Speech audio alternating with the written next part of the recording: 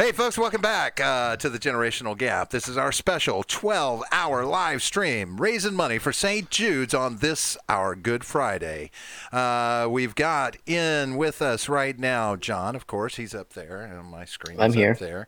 And we are about to launch our Second Amendment / gun control debate, and our moderator this evening is going to be the infamous Stephen Ignoramous. Stephen, how are you doing tonight? Hola, hola. I'm doing good. You're going to have to watch Doing that right. language, sir. Oh, sorry. And then Hello, how are you guys? And then Just an American guy.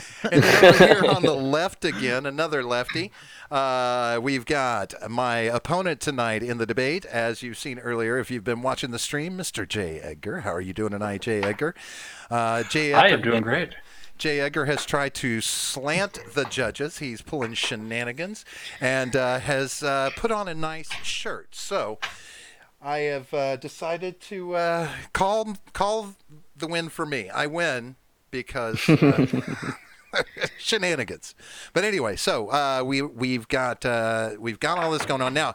The only thing that how many judges do we have? We have all the judges out there. John, you're going to be a judge. Is that correct? You're going to be. Yeah, I have no problem judging you. I'll do that. And then Anila, I have children. And I love children, and I think everything that we can do to raise money for children, to help children live a longer life, is one of the best things in the entire world, because they are the ones that are going to be taking care of us when we're the elderly. Yep. You're already That's the definitely elderly, true. so I get him. That's not funny. All right. Okay, yeah, Jake said, Jake from Freedom Scoop, sorry, I forgot to use the whole name, said that he will be able to join us in a bit. Oh, he's slightly naked. Oh, I hope he doesn't get dressed. I want Which- him to join which- right now then. Yeah, All which right. slightly, though. Why are you making us wait, you tease? Yeah, what the? So anyway, without much further ado, Stephen Ignoramus, if you would, sir, go ahead and tell us how this is going to work, what we're going to do, and if you would like to get us started. Cool. All right. Were you saying something, John? I was going to, before we get really deep into it, we had a $100 donation while we were Nice. gone, so now we're at $575. And yes, I believe it was Anella Baker. So thanks a lot Nice. for that. I really appreciate that. We That's gotta awesome. love that. We gotta love that. And- And go ahead, John. Yeah, that means that we are now above our $500 dollar threshold or Yeah. So what do you do? milestone. Yeah. So I was originally going to. Bad. No. I'm not saying that. I'm saying I was going to speak only Irish Gaelic. But for we the can't next have hour. that right now. Oh well. Well, you I'm won't also even be probably not talking. going to. Right, You're not gonna exactly. I'm not going to be talking. speaking Oh, much. No. So instead, we're going to leave it to the chat. And we're So- going to see something decent that they put out Right. And for so me to while do, we're or Robert to do. Alternatively. while we're doing the debate, if you want to come up with some ideas, that's great. And then towards the end of the debate, you can throw out there your suggestions and ideas of what you'd like to see done for that 500 mark, as long as it's within reason. I mean, I don't know. Can it be as hardcore as 10 things that you like about AOC? Yeah. I mean, right? it has to get worse and worse, right? Has to be as 10 we go more up. It's things, more and yeah. more and more sacrifice. Escalates. But no, I'm not doing 10 more things. There's no way. Go right off the bat. Yeah. And Yeah. if you wanted to suggest he cut his long hair for it preemptively for when the beard goes, I think that would be awesome too. But I don't think he'd Not do it. He happening. would. I Cry, gotta have something, he man. would I cry gotta have a little bit. something. He would cry orange would. tears. I would. Sieg Heil Salute and white supremacists. Okay, it's time for a green grab. For a screen grab. He'll just shave his locks, y'all. Yeah, no, I'm See, I not. can't I'm even not say doing that's that. awesome. That's awesome. I can't say it's awesome anymore. I can't. Right. I can't do this. This is sad. I can't do this. I can't say okay. I used to teach my kids this. It's okay. That's good stuff. Now I can't teach them. It's just Yeah, screwed no, that's everything racist. up. I'm mad now. But anyway. Oh, back I to like the this one. I like what Nate says. Switch sides and argue the opposite side you were going to. The irony here, Nate, is that we're both on the same side. We just have different takes on it. Actually, I'd like to introduce the debate when you guys are ready, because Yeah. essentially it was my idea. Oh, Yeah, do Yeah, it. absolutely. Go ahead. Oh, well, by all means. I agree. So a couple of months ago, I was watching this very stream, and I kind of saw Robert kicking John around a little bit on the idea of guns and gun control. And While I was watching the actually wasn't watching the stream. I was rewatching back later. I kept screaming at my tablet suggestions of things that John should say. So that very day, I went back and I offered up a challenge to debate what the meaning of the Second Amendment is in today's world, because I think that seems to be where people are tracking off on things and starting the arguments. It appears that we are both on the same side, that the Second Amendment is important and the right to keep and bear arms is sacred, but we tend to disagree on what it means in the modern world and what it means on the side of control. So I invited Robert to come and debate me, and he accepted on live stream, and we got together and asked Stephen to come and moderate because he is a fan of both of our channels and he's been on both of our shows. So I believe he could be the most impartial person there is. So with that, if Stephen would like to introduce what is about to go on here. Sure. Or if Robert and John have anything else they want to add to that. I'm good. No, I'm good. Cool. So, like Edgar just said, we're debating the interpretation of the Second Amendment in the modern world, and on the subject of control, in the a kind of a light Lincoln Douglas format right here. Now, I did some research into the Lincoln Douglas format, and usually it's a 45-minute thing where it evens out, where each side gets 13 minutes. But we decided on something like a little bit different when we did the Hangout about a month ago or so. And I have the timing structure up here. I don't know, I can share it in the notes if we want. But what I wrote down after our hangout is that for each question, it would be a 3-minute answer, 2-minute rebuttal, and a 2-minute counter rebuttal. And usually what happens with Lincoln Douglas is there's some sort of resolution where one person takes the affirmative and the other takes the negative. And since there's not really, one side isn't like anti-Second Amendment and the other is not. You guys are both pro Second Amendment, but it's a debate on the wording and stuff like that. I figured we just follow the format like that I just said: 3-minute answer, 2-minute rebuttal, 2-minute counter, and I've prepared 10 or 11 different questions, and it's all good if we don't get to all of them. But that's kind of how I had it prepared. If there's no objections, we can get into it. Lock and Does load. that sound okay? Lock and I'm load. ready. Cool.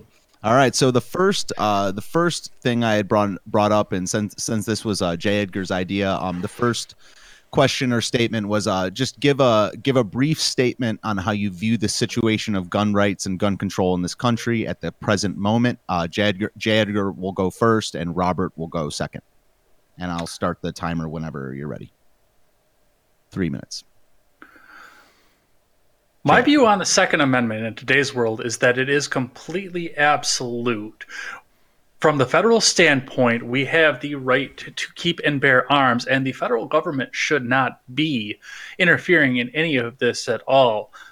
Bans from the federal level, like the assault weapons ban and the age limits that they put onto things, are completely unconstitutional in my eyes and do show a level of federal politicians trying to come down and take away our guns. What I look at on the Second Amendment is that the federal government shall make no law abridging the rights to own and keep arms, such that it may be. However, the states do have the rights to regulate and decide how people buy, what they can buy, and where they can buy it. That is the nature of the states. It goes along with my idea of us being a loose confederacy of 50 different nations rather than one nation of 50 individual municipalities, because we should be able to go to our state capitals and argue the points that we have and argue for the things that we want, rather than depending on several people that we've sent to Washington, D.C. in order to do it for us. We're a lot closer to our state capitals than we are to D.C., except for Stephen, of course, but we should always have the right to be able to discuss, and we should always be able to see the people who are making the laws for us that control us eye to eye in the grocery store. So any regulation that does happen should be happening at a state level. It should never be coming out of the federal government. And that is the way that I see things. Okie doke. And you, Robert? As far as the Second Amendment is concerned, I tend to take it very literally in what it says, and because I tend to believe that it was written at a time different than our present.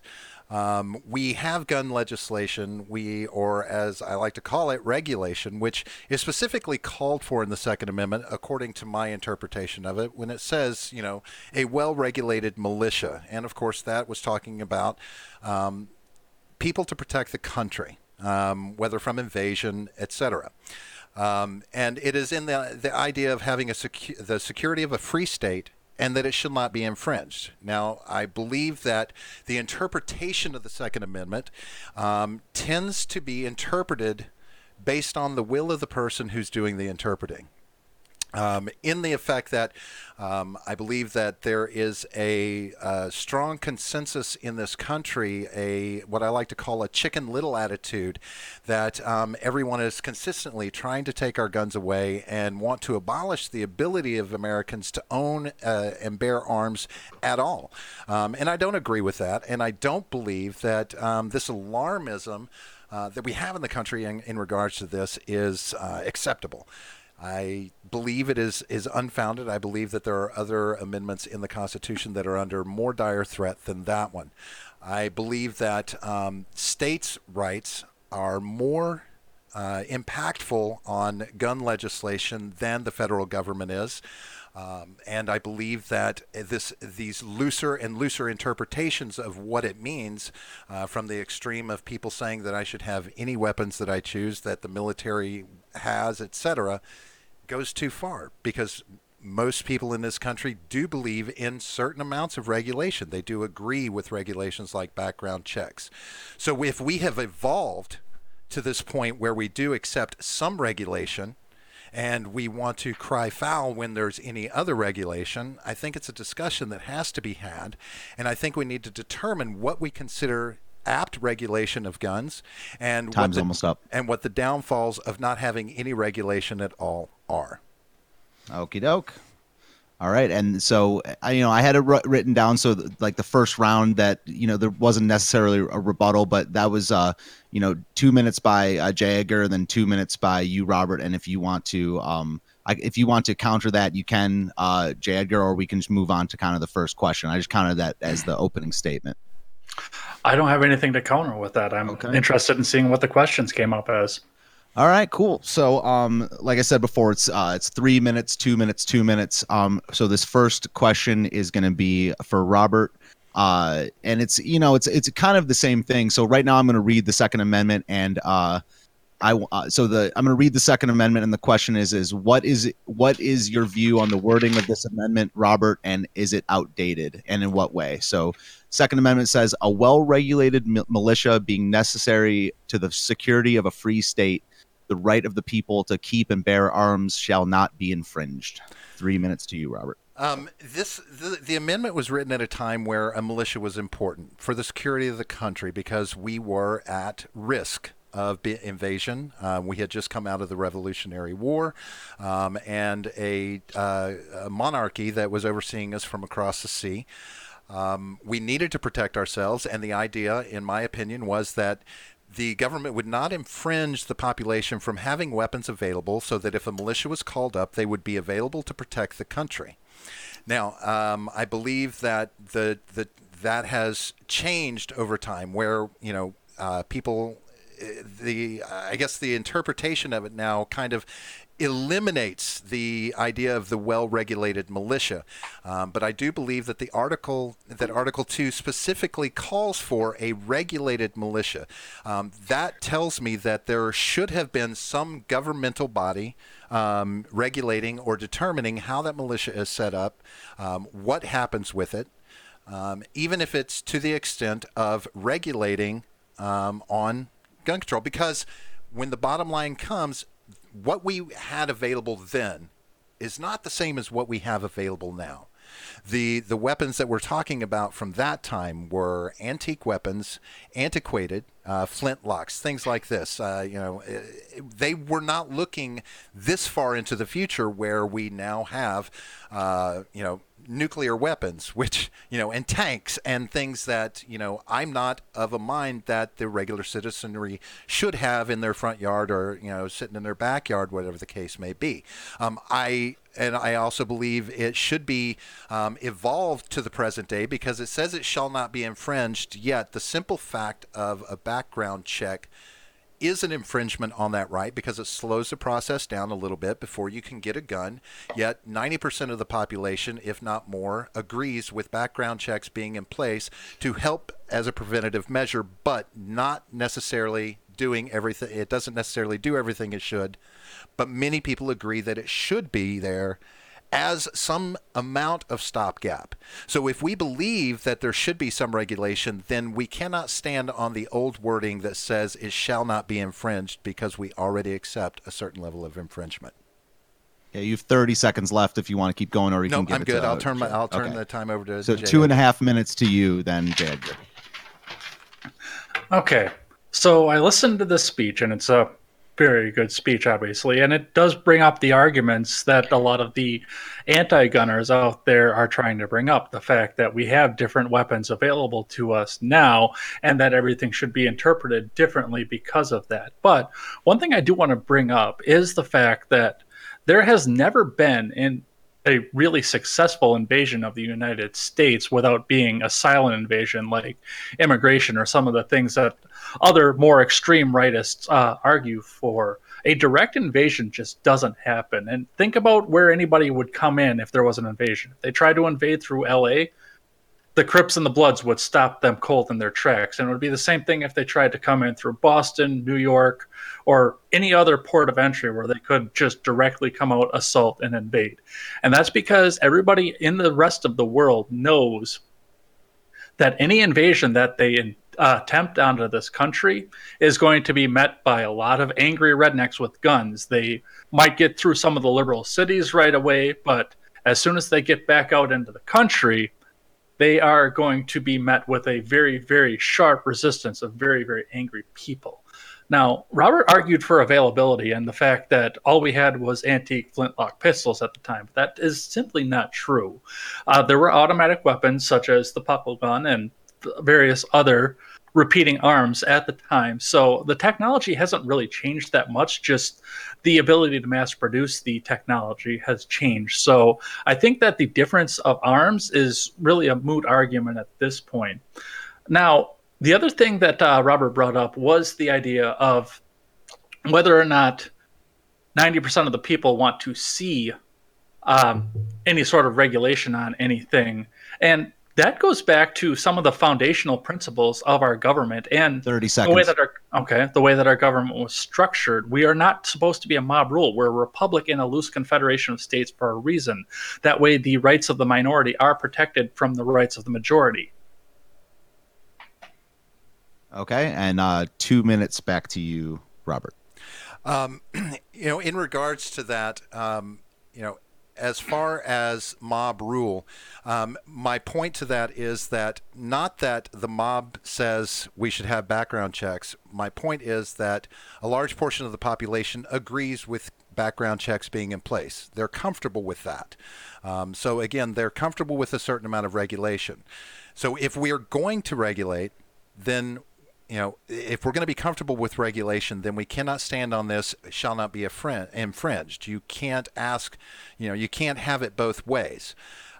So you need to make your peace with some regulation is going to happen because yes, a cannon from, the 1700s is not the same as a howitzer from the mid 1900s. These are two different weapons, there's a big difference in those. I mean, the time to load a cannon is crazy, right? I mean, how much damage are you going to do? You might get off one shot before somebody gets there after you've packed it. But even Article 5 of the Constitution calls out the militia. When we talk about you have to have an indictment by a grand jury, the threat of double jeopardy.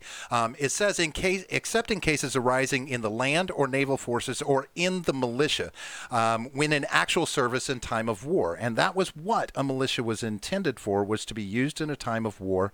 And so it's still, it reads to the wording of the times, not the wordings of the present day, because we don't stand on a militia. I mean, most people think that the draft was it was horrible, and yet we still do selective service. But how many people sign up for selective service, or how many people will actually show up should they call on you for selective service here in the country? Okay, doke. So that's our first question.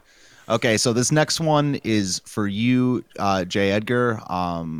So it's got brought up a little bit already, but there's a fear amongst gun supporters, somewhat based in the international precedent that big government, if the wrong people in power, will ban and confiscate guns. What is your view on this? 3 minutes to J. Edgar. My view on this is very simple. It does come from the fact that a lot of the people who are afraid of this are actually very right.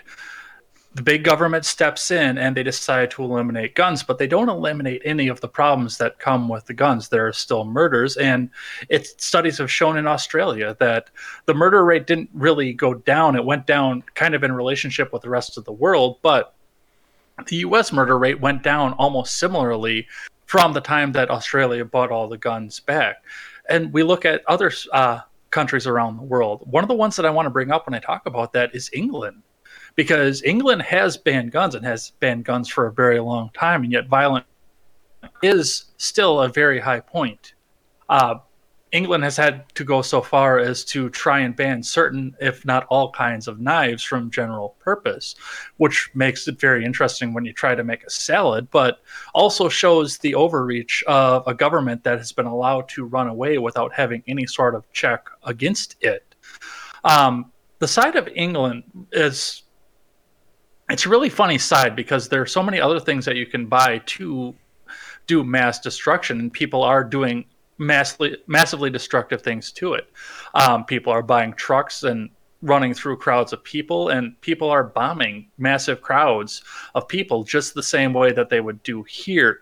Now, obviously, there's going to be a frequency difference, but there's also a vast difference in the number of people. But the point that I want to keep going back to is the fact that all of these governments right now can run away and they have no check against them, whether legally or whether the fact that the people have a very, very hard time rising up against these governments because they do not have a level of arms that is similar or equal to the level of arms that is in the military. Now, I'm not saying that the general people should have nukes. I think that it's cost prohibitive at this point, and you should be able to defend yourself in a very precise manner, and a nuclear weapon wouldn't be able to do that. But you should at least be able to stand up and face down a soldier that's coming into your yard if that soldier does want to come in and try to take your life and liberty. That's the way that I see the big government's running away unchecked, and that's where I see the fears of people that believe that the government is trying to step in and take some of these weapons away. Still have 20 seconds if you want to use it, or I can go to Robert.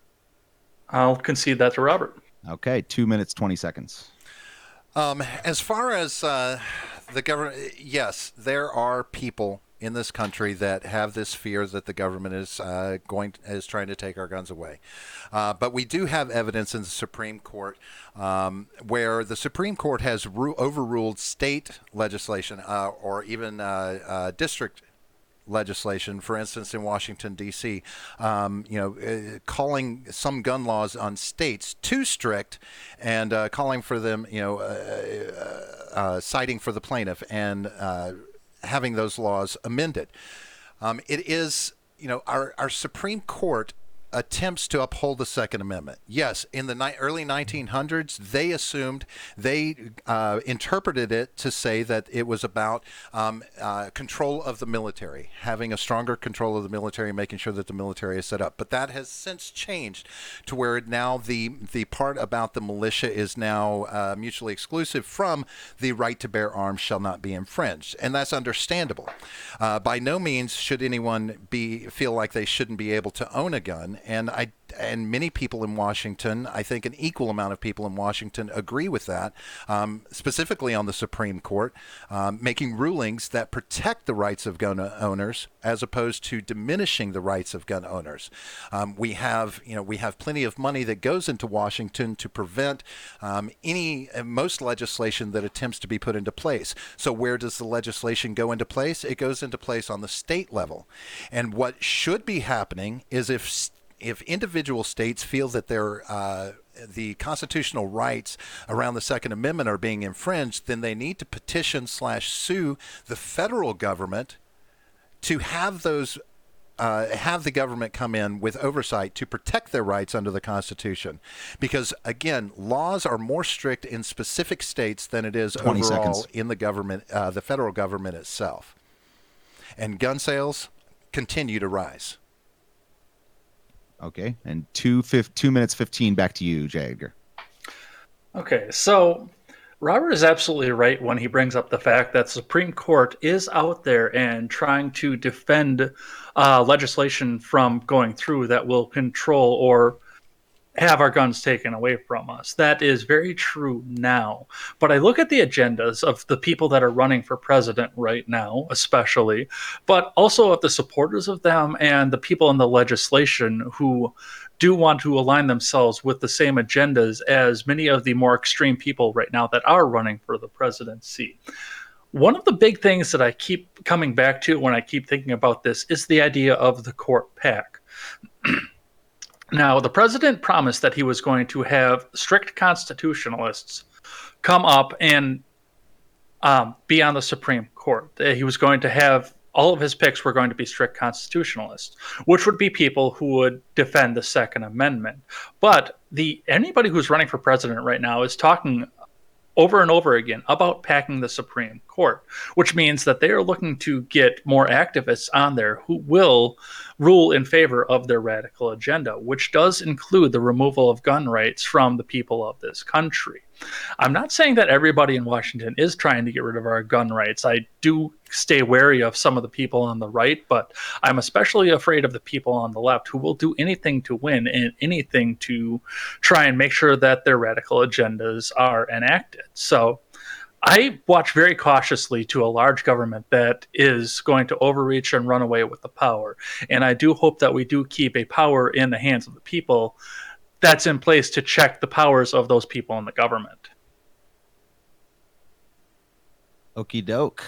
All right, so let's move on to the next question. One of the reasons I brought up the international precedent and historical precedent here is the next question is, given the USA's unique situation, Second Amendment, multicultural population, inner city issues, population size, distribution, etc., is weighing other nations' statistics and laws to the extent that it is the right path for establishing our own laws? Why or why not? This is for Robert. 3 minutes. Absolutely not. Well, not absolutely. I will say that, when we look at places, how the UK handles gun law, how Australia handles gun law, I think we can use those as a guide. We can look at that and say, okay, how did it work? As long as we do a strong look at it and determine, was this for the benefit of the people? Did it reduce, did it have the impact that you wanted it to? We can use those as test studies. But what happens here in the United States cannot happen the same way as it happens in other countries.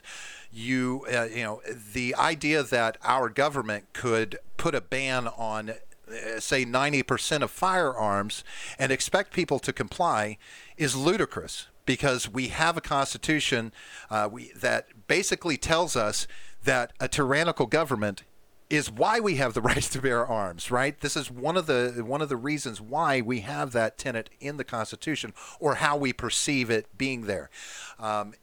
It would not work. We can't go that route. And stronger regulation is not going to help overall either. We've seen time and time again that regulation doesn't keep guns out of people's hands. Now, do we need weapons for things outside of sporting?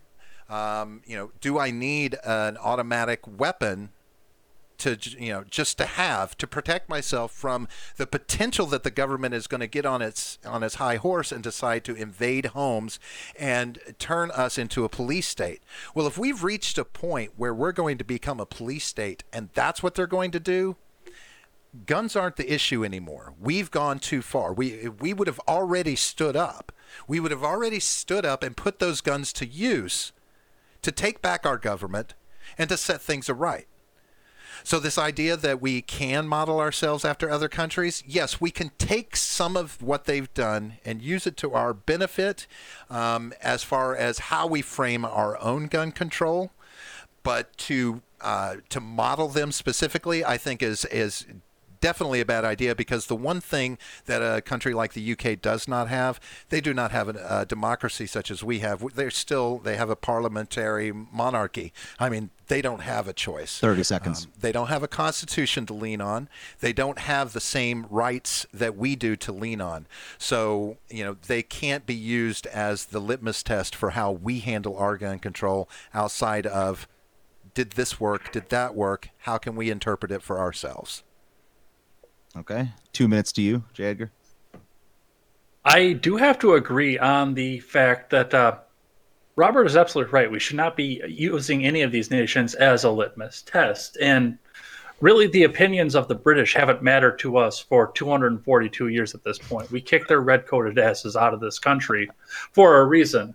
But to use the laws of the other nations as a guide and a test study, that is some dangerous thinking, because that is the thinking that the legislators out there want, while they're trying to put this agenda forward that they are trying to put forward.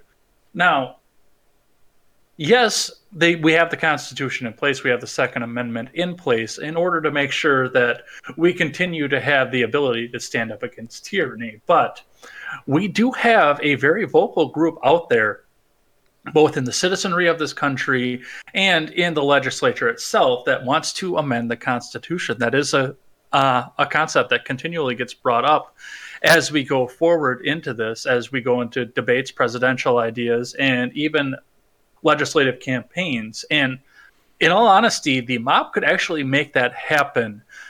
It would be harder to amend the Constitution because you would need 2/3 of the states to do that. But the mob is going to find a way to win. And they're going to find a way to do it because it's the only way that they feel that they can feel safe. Now, yes, we don't have to worry about a police state. And if we get to a police state, that is something that we are going to have to worry more about. But the reality of life is that if we do have the individual right to own arms, just like the fact that we can defend ourselves against an invading army, even if our standing army cannot react fast enough to it, the guns that we have personally that we are allowed to own do give us a fighting chance against a police state if it should ever start to happen.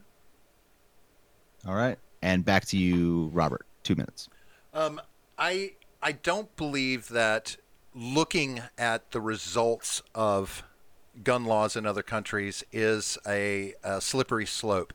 As long as we look at it objectively, because, and I think that is the biggest issue in the present day that we have, is being able to look at everything from an objective standpoint. Everything is so partisan right now that we can't take the findings from, Australia, for instance, and really look at them because one side will tell you, crime dropped. But what they're not clarifying is that, yes, gun crime dropped, but that doesn't mean that other forms of violent crime didn't stopped or dropped or did not increase. So when we look at it broadly, we can look to see what happened and we can use that. But it's got to be from an objective standpoint. This idea about reworking the Constitution, well, we do that already. I mean, we had an amendment in there prohibiting alcohol, but we got smart and we removed. We added a new amendment that nullified that amendment. I'm not saying nullify the Second Amendment by any means, but I think there are parts of the Constitution that could be written more clearly and more well-defined, especially if the Supreme Court has made determinations about the wording of the Second Amendment so that everyone has a clear understanding of exactly what it says and what it means in the present day and age, so that there is no confusion and we don't create the kind of partisan argument that goes on with guns consistently. And I don't think that anywhere else in the world we can really pull a role model for that. Okie doke. On to our next question. This one's for J. Edgar, same format. You were pretty clear about your views on the Second Amendment earlier in the debate, but this is just one that I've been wondering. Why do you think it doesn't list individual self-defense in the Second Amendment? And you said you didn't want anything taken away from the Second Amendment, but why do you think it doesn't list individual self-defense, and should it be added? I mean, it's clear about a militia in the country, but what are your thoughts on that? 3 minutes. My thoughts on individual self-defense lie on the fact that obviously if you keep your arms because you want to defend your freedom or the freedom of the people that you care about or the freedom of a free state in general, first off, if you are defending the freedom of a free state, you are defending your individual self. But now we're looking into the idea of defense against the people, and that's where we start to see laws form in. Now, we come from a Judeo-Christian background, even though we do have a separation of church and state that is insisted on by many people in this country. But the reality is that many of the laws that we have out there are structured from the initial Ten Commandments and the other codes of morality that come from Jewish law and Christian law, which do include murder. Individual defense does fall under the laws that would be made that don't necessarily relate to guns. You can defend yourself with a knife, with a rock, with anything else you can get your hands on. The Second Amendment was put out there in order to make sure that we could keep arms in hand and we could have arms that were on equal footing to the federal governments or any other kind of government that would come and take us over. But individual defense itself should be implied. I don't think the founders saw a reason to add that into the Constitution. But as far as adding it, I'm a little bit iffy on that, just because we would have to go through and rethink all of the laws that we have regarding murder, regarding self-defense, and a lot of that would be a lot of federal takeover of state territory. There are a lot of laws that aren't regarded in the Constitution that do need to be mandated to the states. That does include the penalties for murder or assault or anything else. So, in all honesty, I don't think it should be changed, because I don't think we need to take it down from the top down, from the federal government down. Yeah. That should all stay on the state level.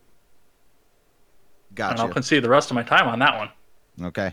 2.5 minutes, Robert.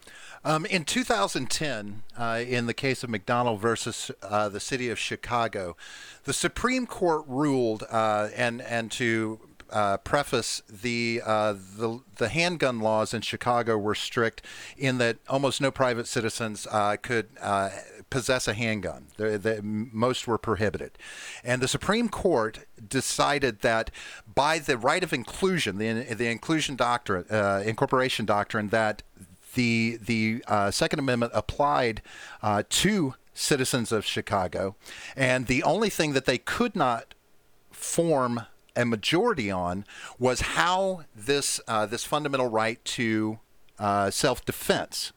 But Justice Thomas, he put forward that it is the 14th Amendment that protects that, which protects your privileges and your immunities as a citizen, and said that through that justifies the incorporation of Chicago allowing for citizens to own handguns under the Second Amendment.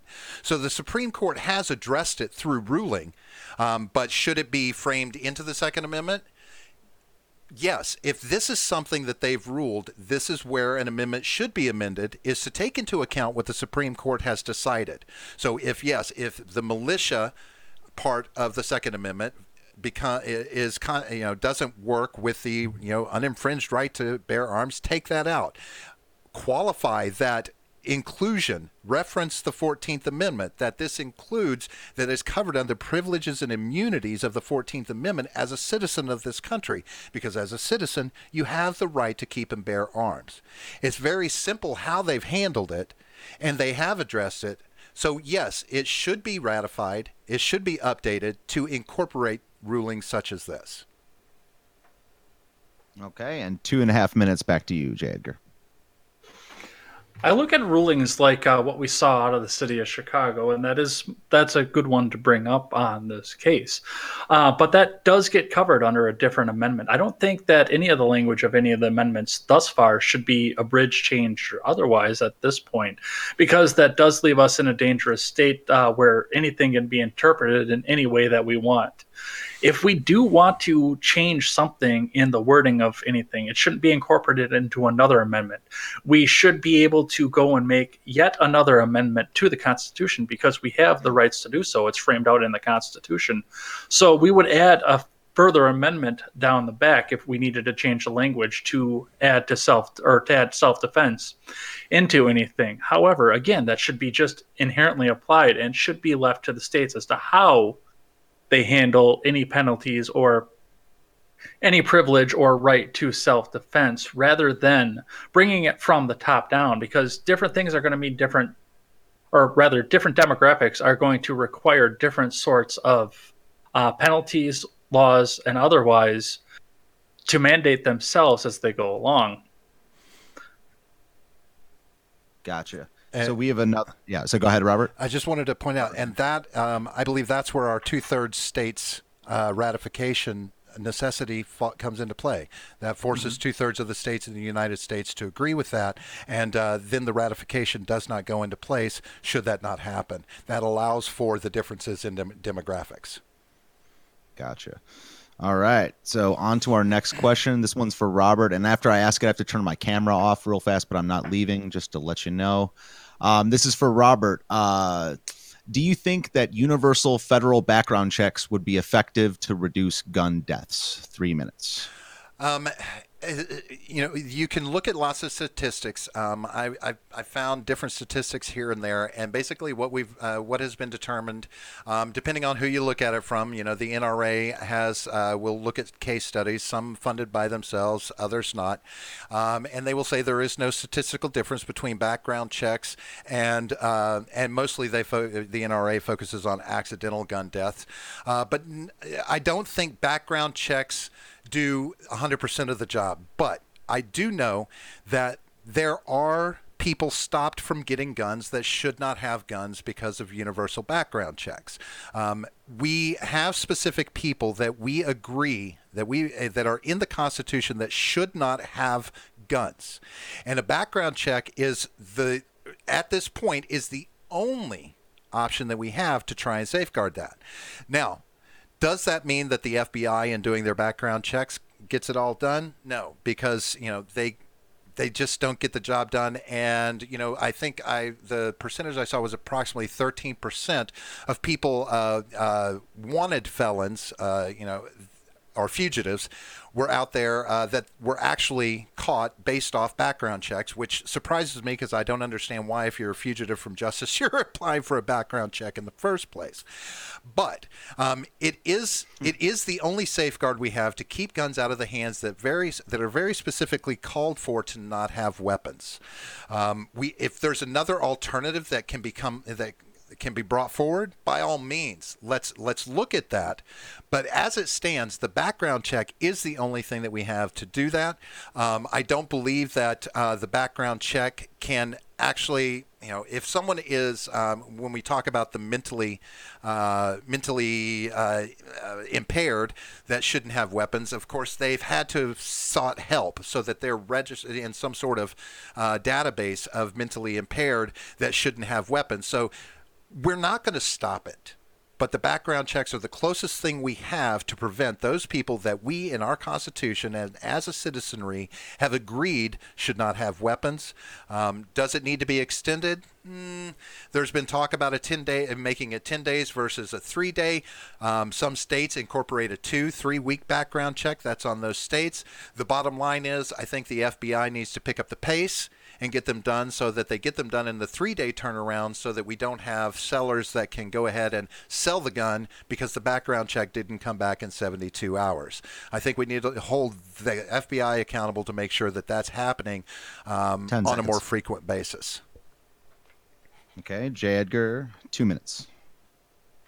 I'm actually very much in favor of having background checks to people who want to go out and buy arms, because, as Robert said, there are a lot of people out there who are trying to get guns that don't need to have guns. But in reality, especially putting this up on a federal level through the federal bureaucracy is a very painful process, and there are a lot of people that slip through the cracks.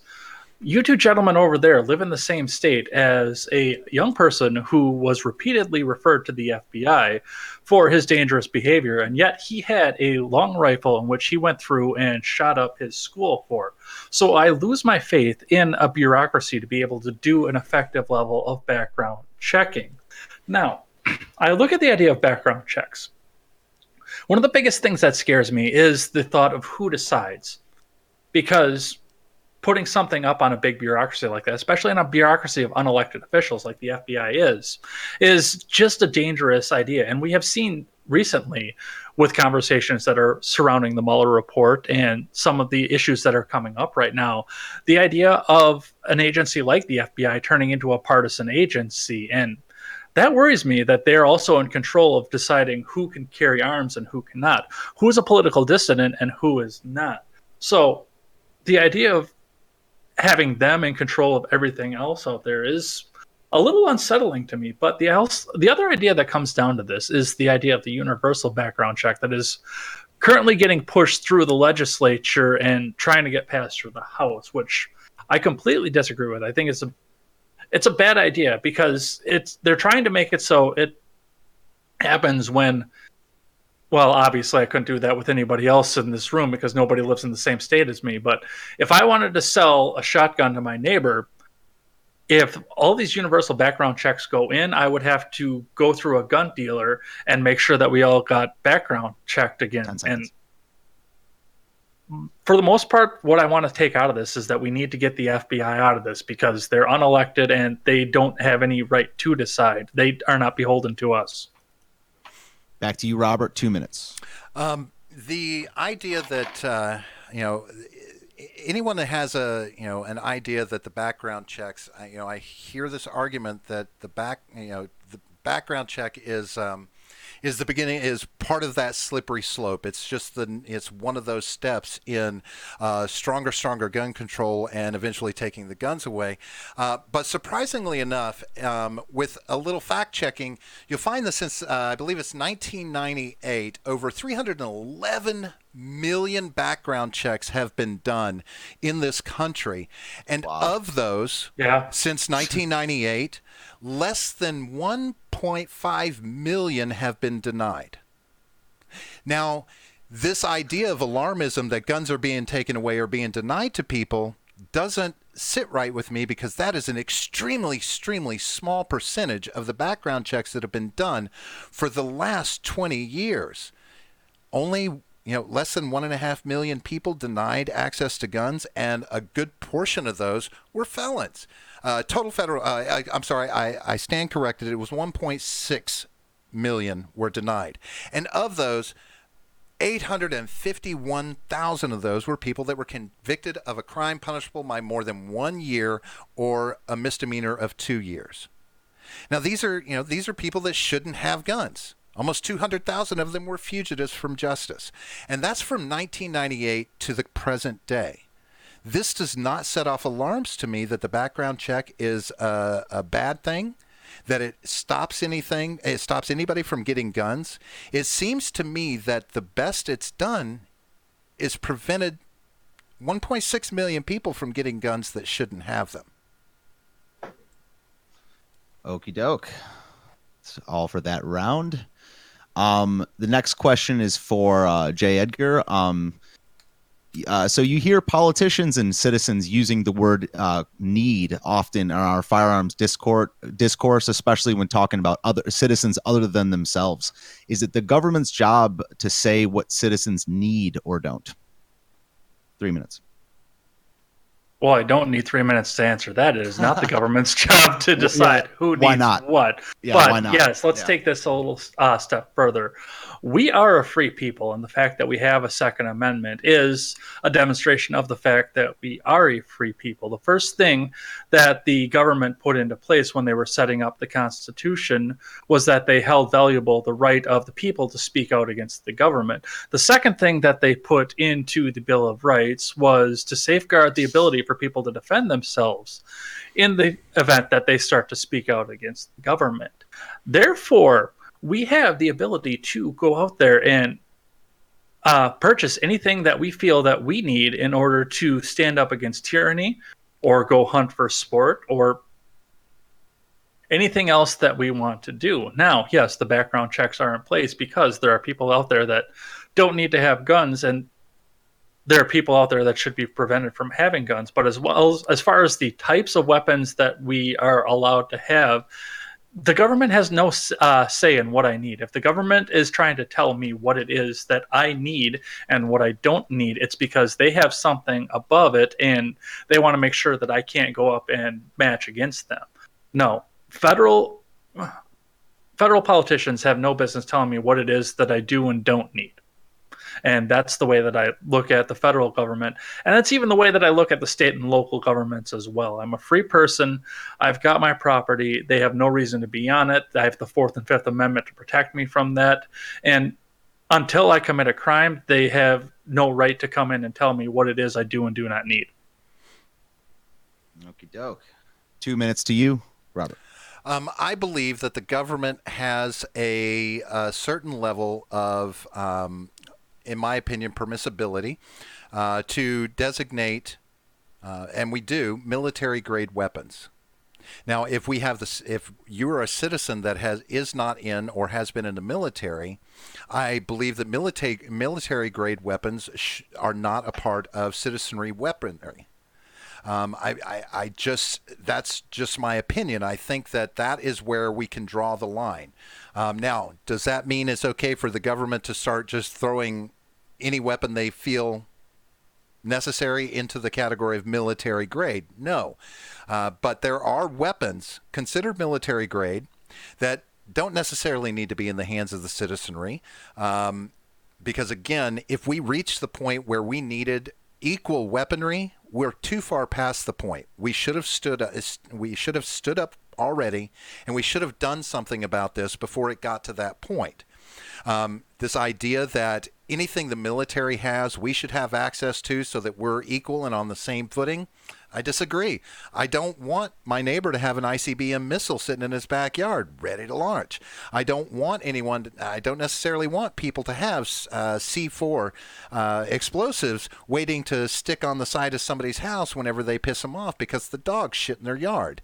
I don't want to see us using military-grade weapons in the citizenry if you're not part of the military. To me, that's the line. There's a reason for that.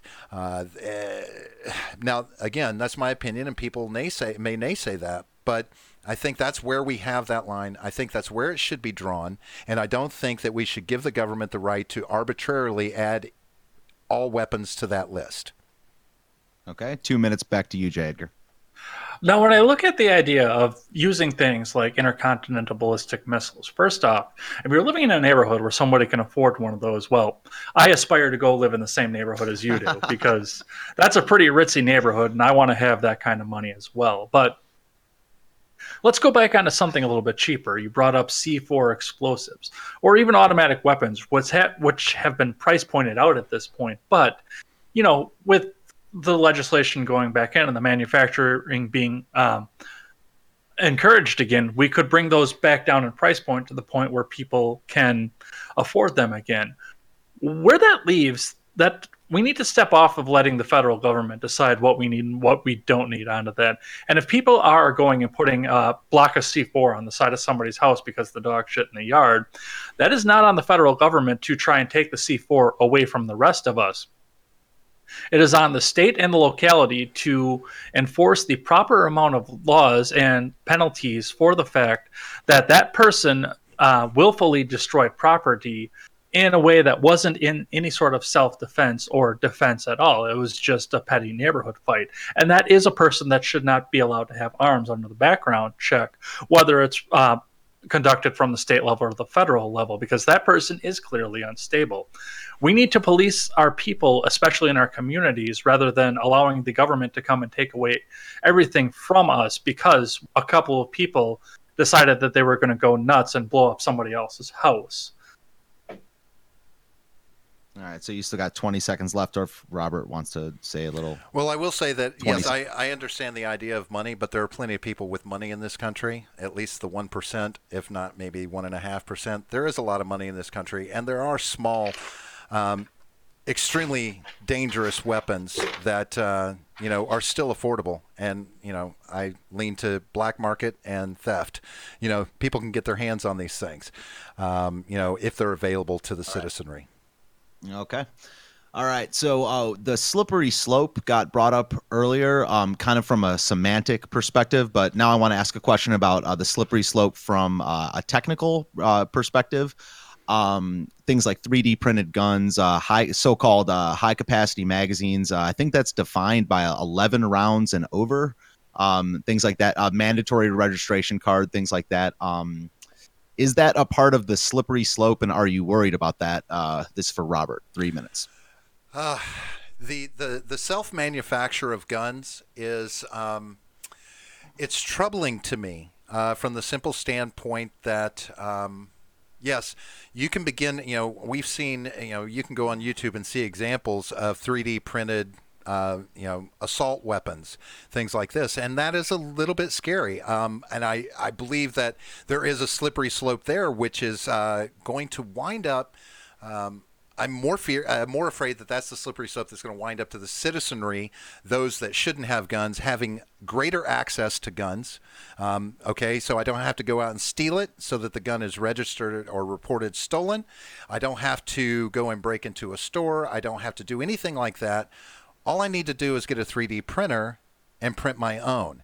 And now I'm a felon with a gun, right? This idea that the ATF, the National Firearms Act, that was the main part of that was put into place to handle the manufacturing of weapons, what we're making here in the country, what's imported, what's exported. If you look at gun regulation, the bulk of gun regulation is about what we're making, how those things are sold, and who they're sold to, whether it be within the country or whether it be outside of the country. It's to control manufacturing more, in my opinion, than most of the other, because it's very specific, calls out very specific people that should not have guns, that many people agree should not have them. And then the latest thing that doesn't fall under the idea of manufacturing, import, export is now, because of this, the last couple of decades with school shootings, mass shooting, mainly school shootings, is some legislation that pertains to where you can have weapons in regard to proximity to schools, etc. We've already, there's already rulings about not having weapons in federal buildings, etc., etc. But yeah, being able to 3D print guns, it's a little bit scary to me in that, the wrong hands having the guns, and manufacturing on a personal level to sell guns to people that shouldn't have guns, or, to supply your gang, your cartel, your mafia, your organized crime, whatever you want. That makes me a little bit nervous. Okay, 2.5 minutes to you, J. Edgar. I can come to this from a fairly unique perspective, I think, because I was raised by a machinist. And I understand the ideas that go into, and just the level of manufacture that people can do just out on their own. And I think that when I look at something like, okay, now we're going to ban the templates for 3D printing something, we're going to ban the tools, the manual, we can really go down a slippery slope if we really look into this. I mean, all that you need really to manufacture a gun barrel, a long barrel, or even some of the smaller, more intricate parts of a more dangerous weapon is the right plans or the right knowledge of how to do so, a good CNC machine, or even a good chisel or forge, because you can make all of this at home. Now, when we look at the idea of 3D printing a gun, first off, a 3D printed gun is probably one of the more dangerous things out there, and you're still going to need a mechanism and a firing pin that you can't 3D print. So that does take down some of the people who would be criminals who would be able to do that. But there are more expert machinists out there, rather, who are going to be able to go and get that piece of metal stock and be able to machine in action a firing pin and be able to do that. But at what point are we looking at thought crime? At what point are we trying to stop somebody from having the wrong thought or the wrong knowledge? And at what point do we start taking away the tools in order to make some of this stuff? I want to give an idea of, Robert brought up the idea of a felon having an automatic weapon. And the fact that the machining and the 3D printing make that possible. Well, that felon has already disregarded the laws once. So whether or not he's going to continue to abide by the laws because he is a felon and he's been through the system lays on that felon, and of course the municipality or the state that laid the felony on him. We can't ban the tools of manufacture, and we can't take the tools of manufacture away from law-abiding citizens because a few people have the wrong thing in the head. It's on us to discipline those people to make sure that they don't go outside the law and that they abide to us. And we do also have to make sure that we have the arms to defend ourselves from the scumbags out there if they do decide to step outside the law and disregard the laws that they've already disregarded once. Okay, and 2 minutes back to you, Robert. Ultimately, it goes to what, one of the words that we've used is the manufacture of weapons. And I believe a 3D printer manufactures a weapon. Yes, I understand about the firing pin, et cetera, but, I can probably go on YouTube and find a video on how to shape up a firing pin, how to put one together, because I can, I just watched a video the other day that showed me how to take a 1.5 inch bolt and turn it into a hunting knife. Right. But of course, the means and the skill to do these things, whenever you talk about machining a gun, like you said, it takes some skill, whereas the 3D printer requires none. It just requires that you download a template, plug it into the 3D printer, and then all you have to do, again, is just find those key parts that you need, which are very, relatively easy. It's, probably easier to get those than it is to get a back alley, well, maybe not, a back alley gun. It's the idea of felons or those that are mentally impaired, etc., that fall into the category of not being allowed weapons, firearms, not just automatic, but firearms at all, is that, the 3D printing makes it convenient. It's absolutely convenient. Now, do I have a problem with if you're going to put a template online for printing a gun? That should be registered. It falls under the manufacturing laws that we have in this country. And I believe that based off of the laws that we have for manufacture of weapons, 3D printers fall under that. And if you are not licensed to manufacture a weapon, then we might want to consider some amount of, registration of the templates and a background check before you download it. I don't have a problem with that. I think that's how we avoid that slippery slope. But again, it's going to be one of those things where if somebody wants to break the law, they're going to break the law. We all know that. It's common sense. It's just going to happen. Okay. And next question. Yeah, sure. Okay, so it's interesting that this just got brought up. So a Connecticut court ruled that the families of the victims of the 2012 Sandy Hook massacre can sue Remington Outdoor Company. This is 3 minutes to J. Edgar. Do you believe, I guess so, saying what was just said in the last question, when the manufacturer is not just an individual, so gun manufacturing companies, should they be able to be prosecuted and sued for the actions of individuals? No. What happens when the manufacturer gets involved in that is that's just another way for the federal government, through the torts and the laws that they put into place, to try and put a manufacturer that they see as problematic out of business and try to take the weapons out of the hands of people.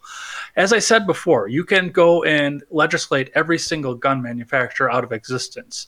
You can get rid of all of the guns, all the ability to purchase guns. You can get rid of a lot of things on a legislative level, especially once we are going down a slippery slope. But what you are not going to do is take away the ingenuity of the American people and the skill set that we've developed over time, because we have developed a lot of skill set over time.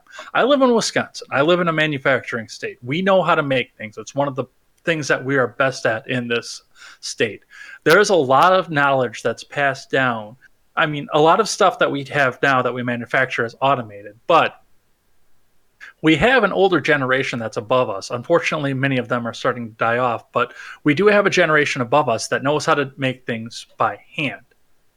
Now, to go back onto the manufacturing level and the manufacturer's level, again, that does seem to be just another way for the federal government or the locality laws, because that was actually a state decision, to try and get rid of somebody that's problematic. I believe Remington is based in Connecticut, is it not?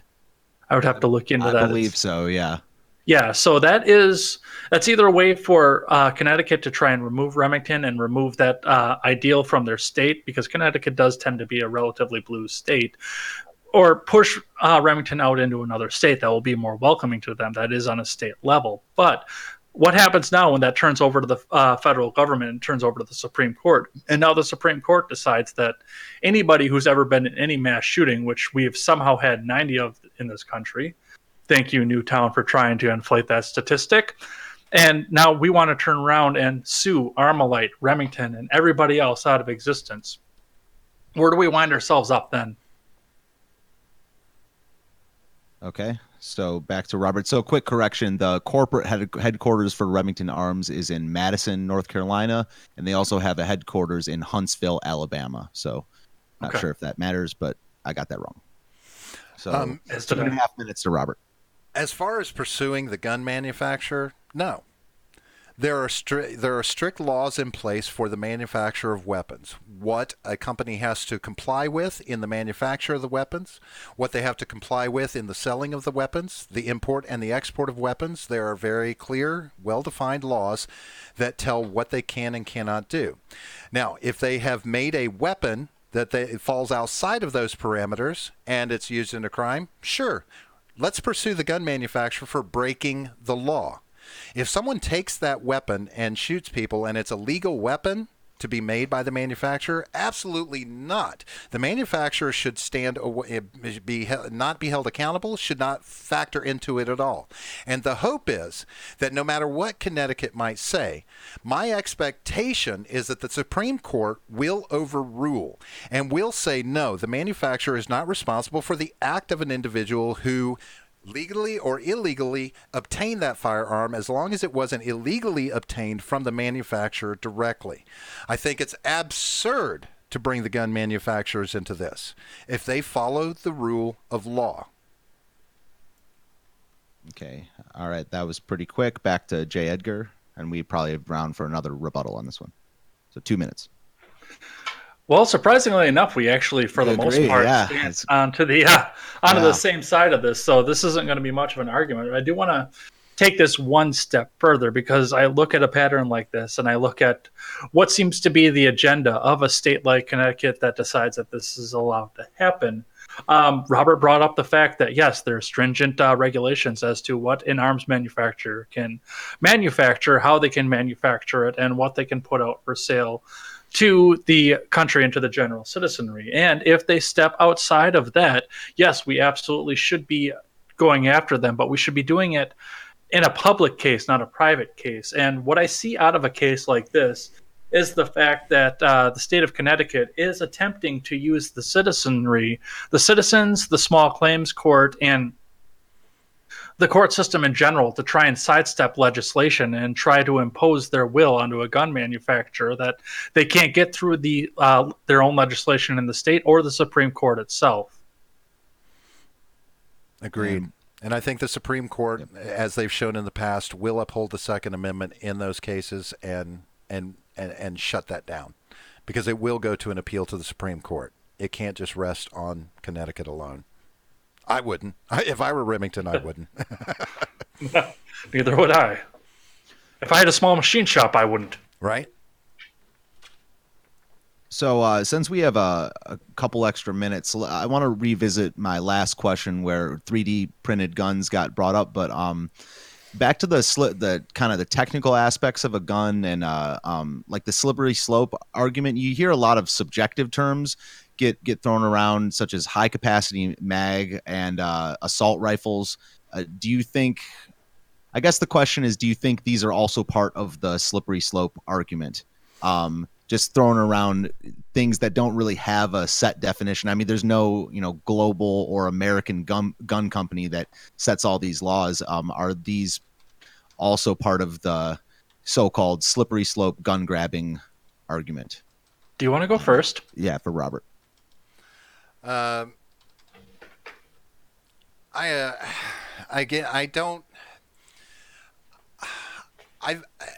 been around. I grew up in the Midwest. I grew up around guns. I owned a gun when I was 8 years old. I think that was when I got my first gun, .410 shotgun. Everyone around us had guns. And ever since I was a kid, there's been some argument about, the government wants to take our guns away. Well, now I'm 50 years old. We still have guns. Gun sales are up. Gun sales keep going, and I don't see this slippery slope that everyone is afraid of. Now, I will say that the current cultural war situation in this country, that is potentially the beginning of the slippery slope. Potentially. I don't think that I don't think our Supreme Court's going to fail us on this. I don't think they will. I think they will uphold the Constitution and consistently do it. Yes, they may agree, okay, yes, we want to extend the background waiting period for 5 days because the FBI just can't get their heads out of their butts and get these things done in a timely fashion. Maybe. But they're not going to take our guns away. Because there's one thing that I remember from a kid. This is what I learned very early on. If you want my gun, you can pry it from my cold, dead hand.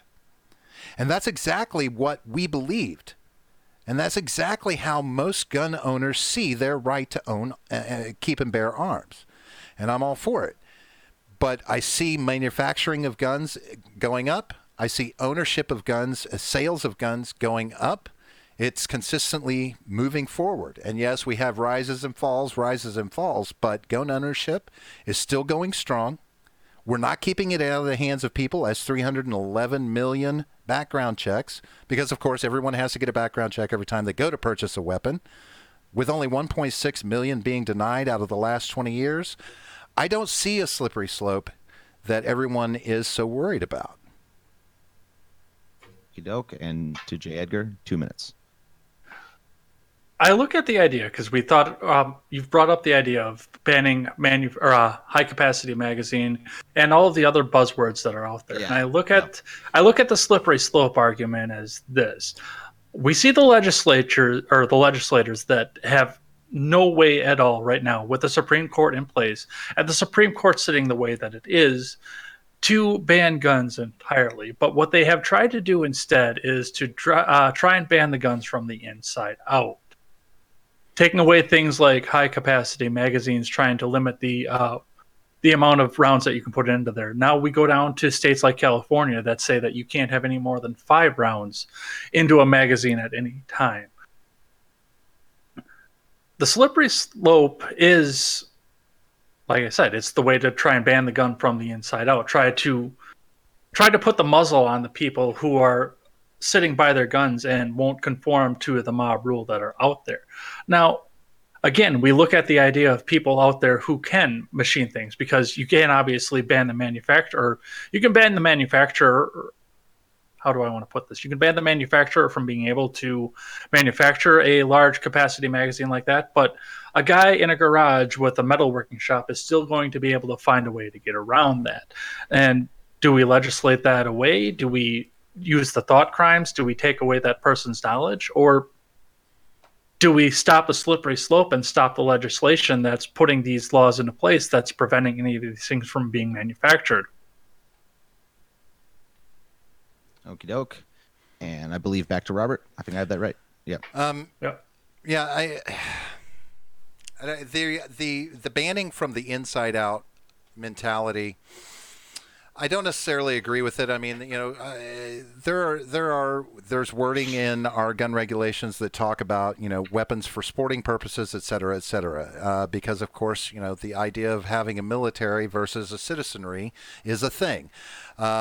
This slippery slope, we look at this from a federal level, but what we keep coming back to is that specific states put things into place. Now, granted, there are some federal regulations. No bump stocks has just come out, right? You can't add that kind of thing.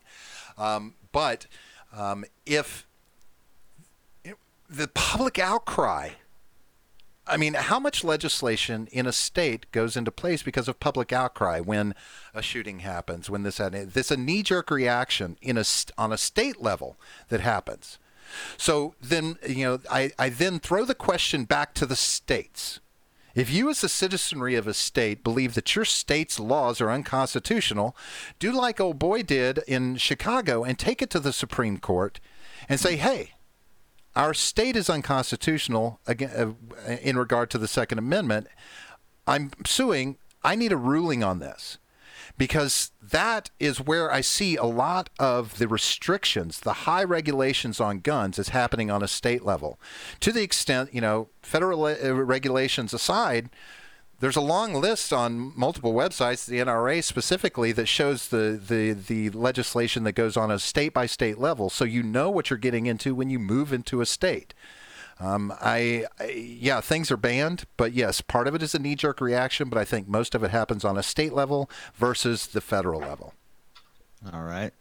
And it's funny that kind of the slippery slope and knee-jerk reactions just got brought up because my next question is for J. Edgar, and it's so the Christchurch shooting happened in New Zealand, and we said earlier that that the USA is in a unique spot. So kind of using international precedent is not, as wise as other things. But if you saw what happened, after an incident in whatever country, there's always kind of an explosion of rhetoric and call for action after a bad incident like that, Sandy Hook or the Las Vegas shooting. And if you look at how fast New Zealand banned I think they've already banned all the guns that were used in that shooting, and that's kind of an example of how fast it can happen. So I would argue that's not that's proof of the slippery slope right there. How would you respond to that in our country? A lot of the stuff from politicians happens on Twitter and stuff like that, and while that's silly, it's Twitter, but there's a lot of rhetoric that says we need to do it now. And how would you respond to that? People would ban stuff if given the power. Edgar. Well, first off, I do want to point out the massive differences between New Zealand and the United States. First of all, the massive difference is going to be in population because they can get a mob rule and a mob whipped up that is the majority of the people a lot faster than we can here, even with our level of social media and our level of social media interaction. And that's just because there are far fewer people in New Zealand. So that's going to be a different state right there. And then New Zealand also does have a government that appears to be structured in a way that can get things done quickly. One of the nice things about our federal government, our constitution, our amendment system, and our lawmaking system in general is the fact that it is designed in a way that seems to make change a very slow process. Something that's very hard to enact and something that requires a lot of interaction on the part of the people in order to happen or in order to be blocked.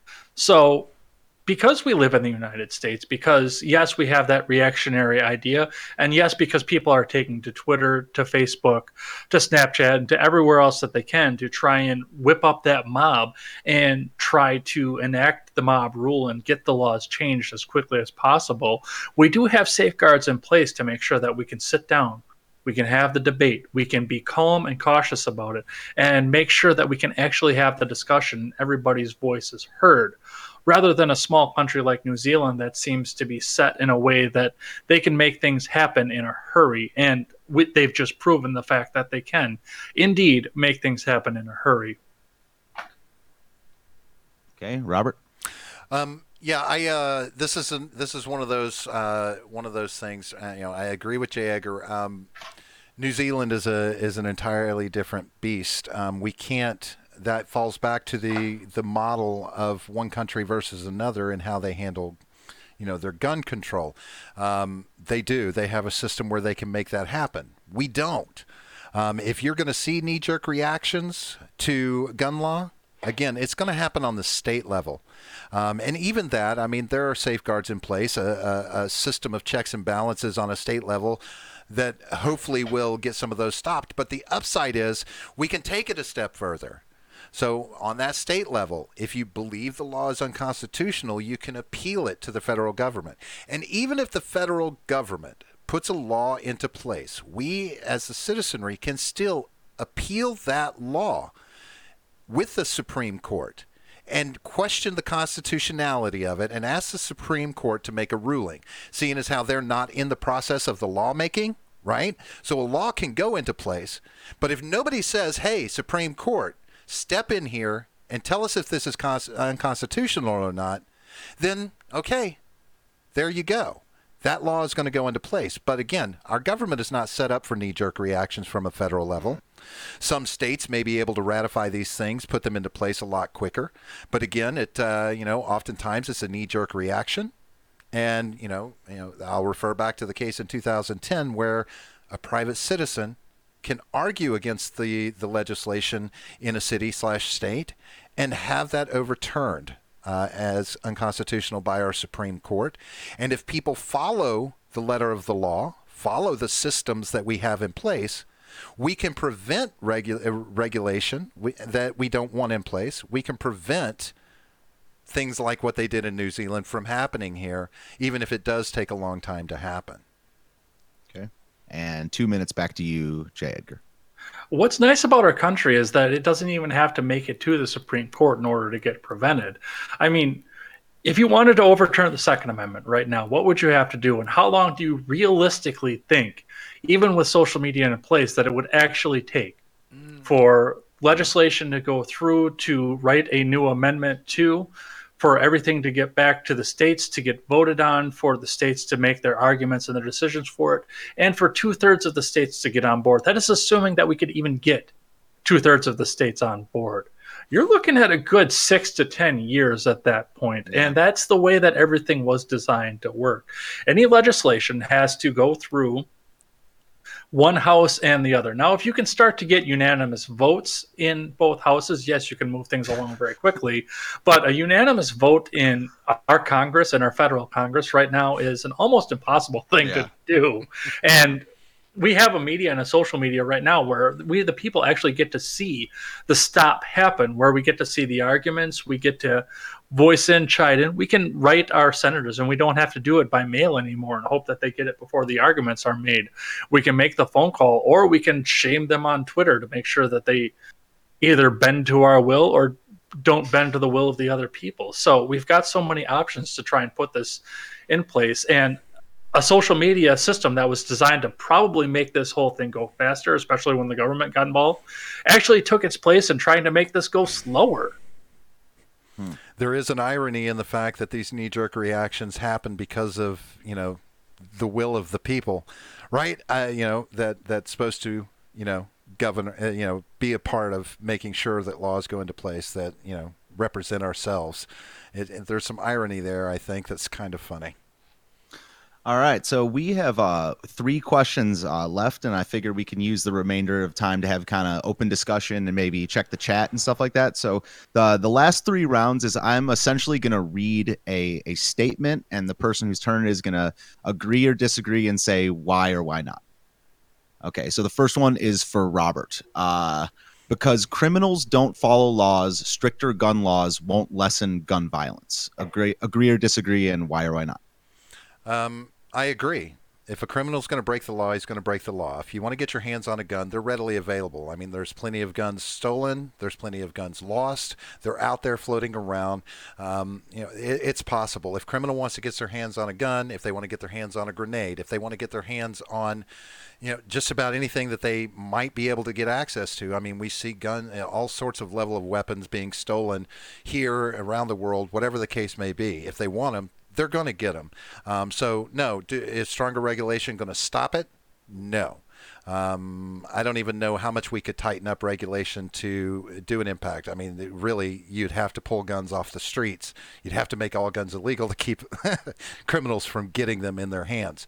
But the upside is we do have a background in check to catch the dumbasses that think they can get a gun when they're a criminal.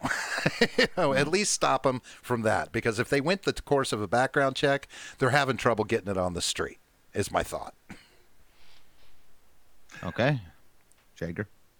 And I actually agree with all of that, but I do want to take it a step further. Yes.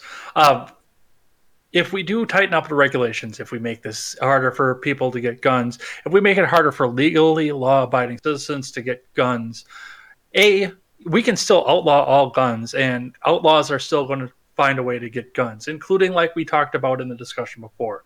They are going to make them. We have a sense of ingenuity in our country, and we make things. That's just what we do. We have a manufacturing country, and especially over in the middle of the country. If we tighten up regulations even further, and let's say that it does, we go through the federal government and make this gun harder to get, that gun harder to get. All that we are going to do is make black market arms like we saw in the movie Lord of War, or many other fictitious and factual stories out there. All we're going to do is make those people richer. Back to you. Okay. Robert? I don't really have too much to say on it. I mean, I think it pretty much stands for itself. I mean, it's common sense. There is nothing going to stop it. The Constitution lays out who can have weapons and who can't. I mean, it is in there. Privileges and immunities of citizenship, those are revoked whenever you commit crimes at certain levels. So, people are going to do it anyway. I mean, you're still going to get a shiv while you're in prison, right? You're not. It's not like you can't get things even in incarceration that you shouldn't have. It's just going to happen. You can't use a toothbrush in that manner. No, but you can a plastic spoon. I think they do sporks. I have no experience with this. Cool. All right. The next one is for J. Edgar, another kind of saying about weapons and whatnot. So for J. Edgar, an armed society is a polite society. Agree or disagree with that sentiment? Oh, I totally agree with that. There was a big argument in my state when we decided that we were going to pass concealed carry. This was a few years ago when concealed carry wasn't an automatic given in every state. That was when everybody was starting to jump on board. I remember a Facebook post from one of my friends as soon as that went in, and it said, well, it's going to make the bar scene much more interesting. Well, we do need to take the bar scene out of that, because in my state, as well as most every other state, if you are intoxicated or you intend that you are going to be intoxicated, you are not allowed to conceal and carry your loaded weapon. I've taken the CCW class. I know a lot of people who have. And yeah, that's one of the first things that you learn is that if you're going to be drinking, get that gun off of you, or at least get it unloaded. Now, the other side of that, and somebody else that's really close to me brought that up when we were starting to decide and legislate the fact that we were going to have concealed carry. It was a lot of people came out and said that, oh, this is going to make crime go up because anybody's going to be able to pull out a Glock and pop somebody on the street. Well, no, what that is going to do is that's going to make all of that go down, because Wisconsin's always been an open carry state. So you always had to know if somebody that you were talking to was carrying a weapon, and your neighbors were still going to freak out if you were open carrying. One of my best friends can attest to that because his neighbors called the cops on him because he was open carrying. But now that you've got concealed carry, you don't know if you're going to go up and mug somebody who's going to go out and pull out a 45 and end your life because you do that. So the idea that you don't know, that you actually have to act polite and not pick out easy targets, yes, an armed society is a polite society. Okay. And can you do me a favor? Frame the question. It cut out a little whenever you were asking the question. I'd like to hear the wording. Yeah, so it's just an armed society is a polite society. Agree or disagree, and why not? Why not? I will agree with that, and I will go back to the framers of our Constitution.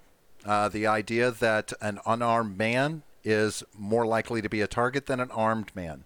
I'm not a big fan of the concealed carry. I'm only from the standpoint that I think that if you're allowed to have a gun, you should have open carry privileges on that gun, and I think it's polite to make sure that somebody knows that you're going to blow their brains out if they decide to mess with you, and I believe open carry across the country would prevent a lot of crime.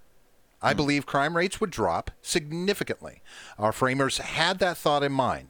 A person carrying a gun is less likely to be subject to crime.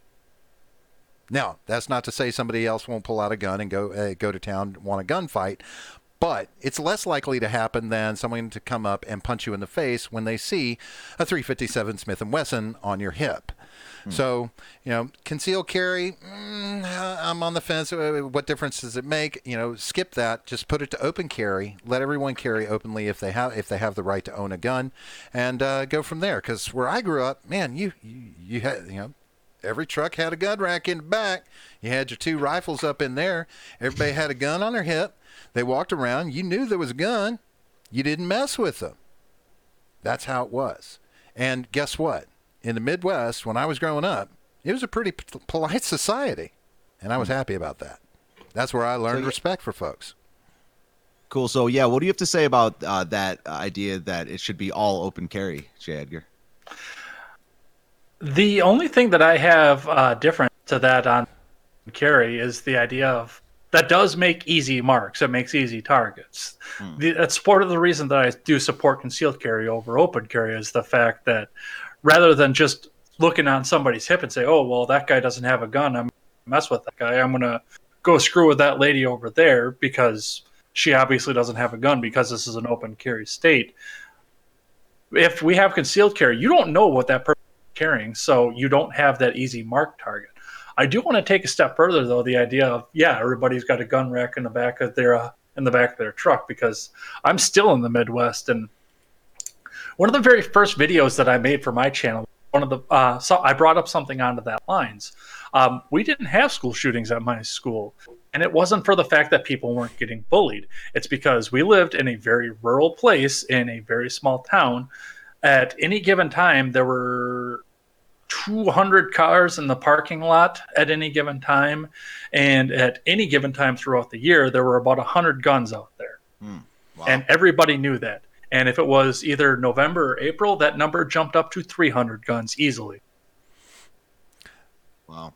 And I will throw just a small point about the concealed carry. That guy that sees Joe Blow with a gun on his hip, he's less likely to walk over to Mary Jane and attack her knowing that there's a fella right over there with a gun on his hip that's probably going to protect Mary Jane. Again, it does become a deterrent to a certain extent, having guns in proximity and visible. But I do understand what you're saying, which is is why we, there's mace, there's these things like that we can conceal and surprise people with. But carry your guns openly and give everybody one that's supposed to have one. All right. So, this is not a question or anything, but I'm not sure if anyone saw that video about a year ago of that FBI agent doing a backflip on the dance floor and discharged his firearm. But, even the law enforcement officers, sometimes they're not responsible enough. But I don't know. I thought that was rather humorous. All right. So I missed one from earlier. We're going to talk for the last, before we open it up to open discussion, is the role of non-legal entities, family, individual, and community. But in Maryland, and I'm not sure what other states this is in, but in Maryland, there's a law called the Extreme Risk Protection Order. It says allows a family member, law enforcement officer, or mental health professional to temporarily disarm a person shown to be dangerous using that order. What are your thoughts on that, Robert? Well, I don't see a problem with disarming some. Well, let me ask for a clarification on this real quick. Yeah. Are we talking about in in the course of an incident, or are we talking about just walking down the street? Let me read this. So in 2018, Maryland enacted a law that enables certain individuals to petition a court or to remove guns from a person in crisis. Gotcha. The law, called an extreme risk protection order, allows a law enforcement officer, family member, dating partner, mental health professional, health officer to file a petition demonstrating to a judge that an individual, blah, blah, you get it. Okay, it's so not an individual occurrence. It's like it's a petition, and Right. I believe it's temporary as well. Right, and that falls under the the mental disability situation. Now, I don't necessarily.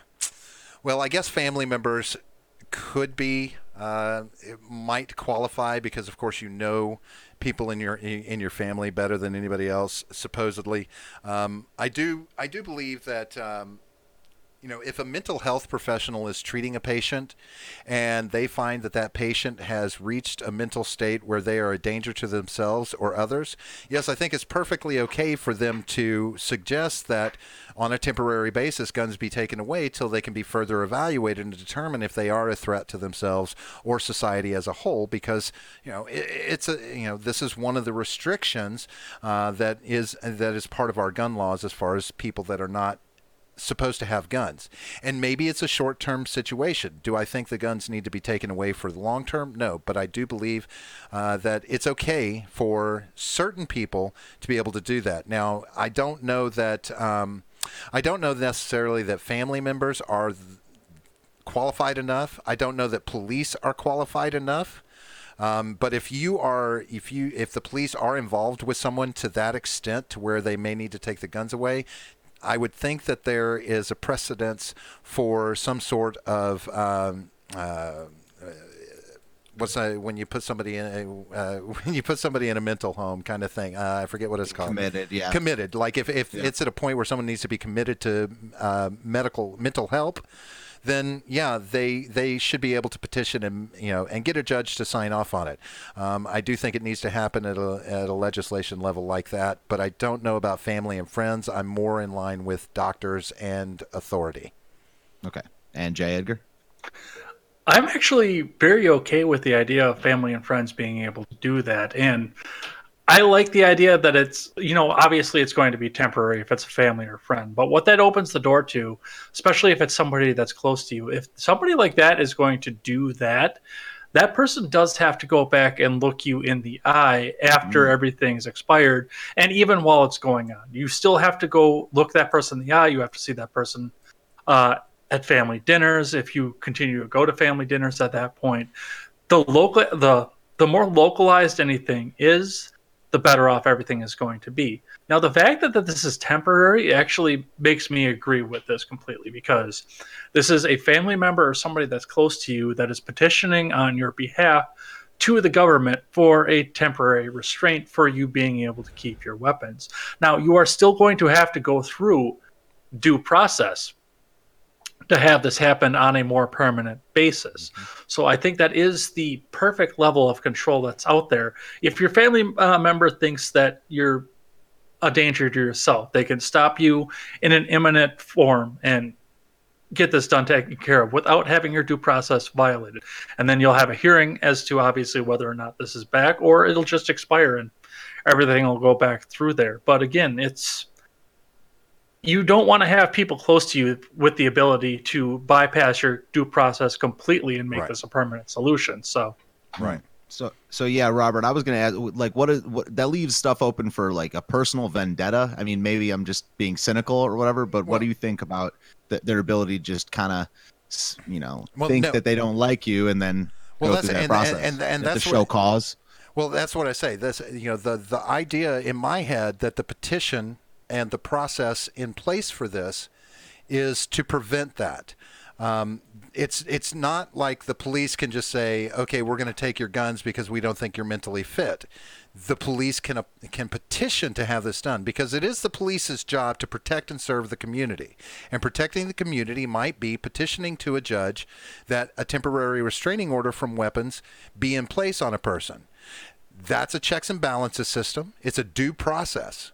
And if we follow a due process, I don't see anything wrong with that. And the expectation is, like I said, I don't lean towards family and friends and your girlfriend or boyfriend being able to do this. I lean towards professionals. Psychiatrists. Yes, I understand that there's a mixed bag of psychiatrists out there, but again, it's a petition that has to be signed off on with valid points made as to why this person should temporarily have their guns taken away, and the same with the police. But I don't necessarily agree with the common citizenry, whether family or not, being able to do that themselves. I understand it's just a petition and it begins a process, but again, are they? They're not a professional. They're not a professional psychiatrist, and they're also not a professional law enforcement protector. Okie doke. All right, so we have one more question. Then we can just kind of, I don't know, to pardon the phrase, shoot the shit. Look at the chat for a little bit for the last 20 minutes or so. But this is for J. Edgar. The role of non-legal entities, family, individual, community, is more important than the role of laws in preventing gun violence. Agree or disagree? I do agree with that. Obviously, to have your rights stripped from you is going to require your due process. You're going to have to go through the courts. You're actually going to have to stand accused of something, and you're going to have something entered into your system that will prevent you from passing a background check. But as we go back to the idea of the families being able to do this on a temporary basis, your family and the people that are closest to you, your community, are going to be your first line of defense in anything. So before anything goes up the system, before anything goes up to the state level, and before anything goes up to the federal level, your family should be able to take you to the side and have a talk with you and remind you of the fact that you're a good person, you're a member of the family, or let you know that you're not a good person, and they're going to put the petition into place. The people who are closest to you are always going to be your first line of defense in anything, and they're going to be the people that you trust the most that are going to be able to talk you out of something, and they are the people that should be watching you more than anything. When I look at the Parkland situation, I see that is a complete failure of the family structure and them being able to do that, because the community should have been able to try and get this up the chain, and it, from all intents and purposes, from the outside, it looks like indeed they were trying to make sure that this got up there. The community was stepping in, and the community was doing its part. That's part of the reason that I don't like the bureaucracy being involved in this, is the fact that the community was trying to make sure that this happened and that they were protected from this child who was having these issues, and it fell through on the top level. So yes, your community should always be your first line of defense on anything. Okay. Robert? Yeah, I do believe that the community is like Edgar said, is your first line of defense. But my biggest problem there is that I think the sense of community in this country is going by the wayside. We're losing our sense of community throughout this country. So does our community become the best line, the first line of defense? I'm not sure. This is why I say, these kind of decisions are best left to professionals, people that we have put in place, or that we qualify as professionals to make these determinations.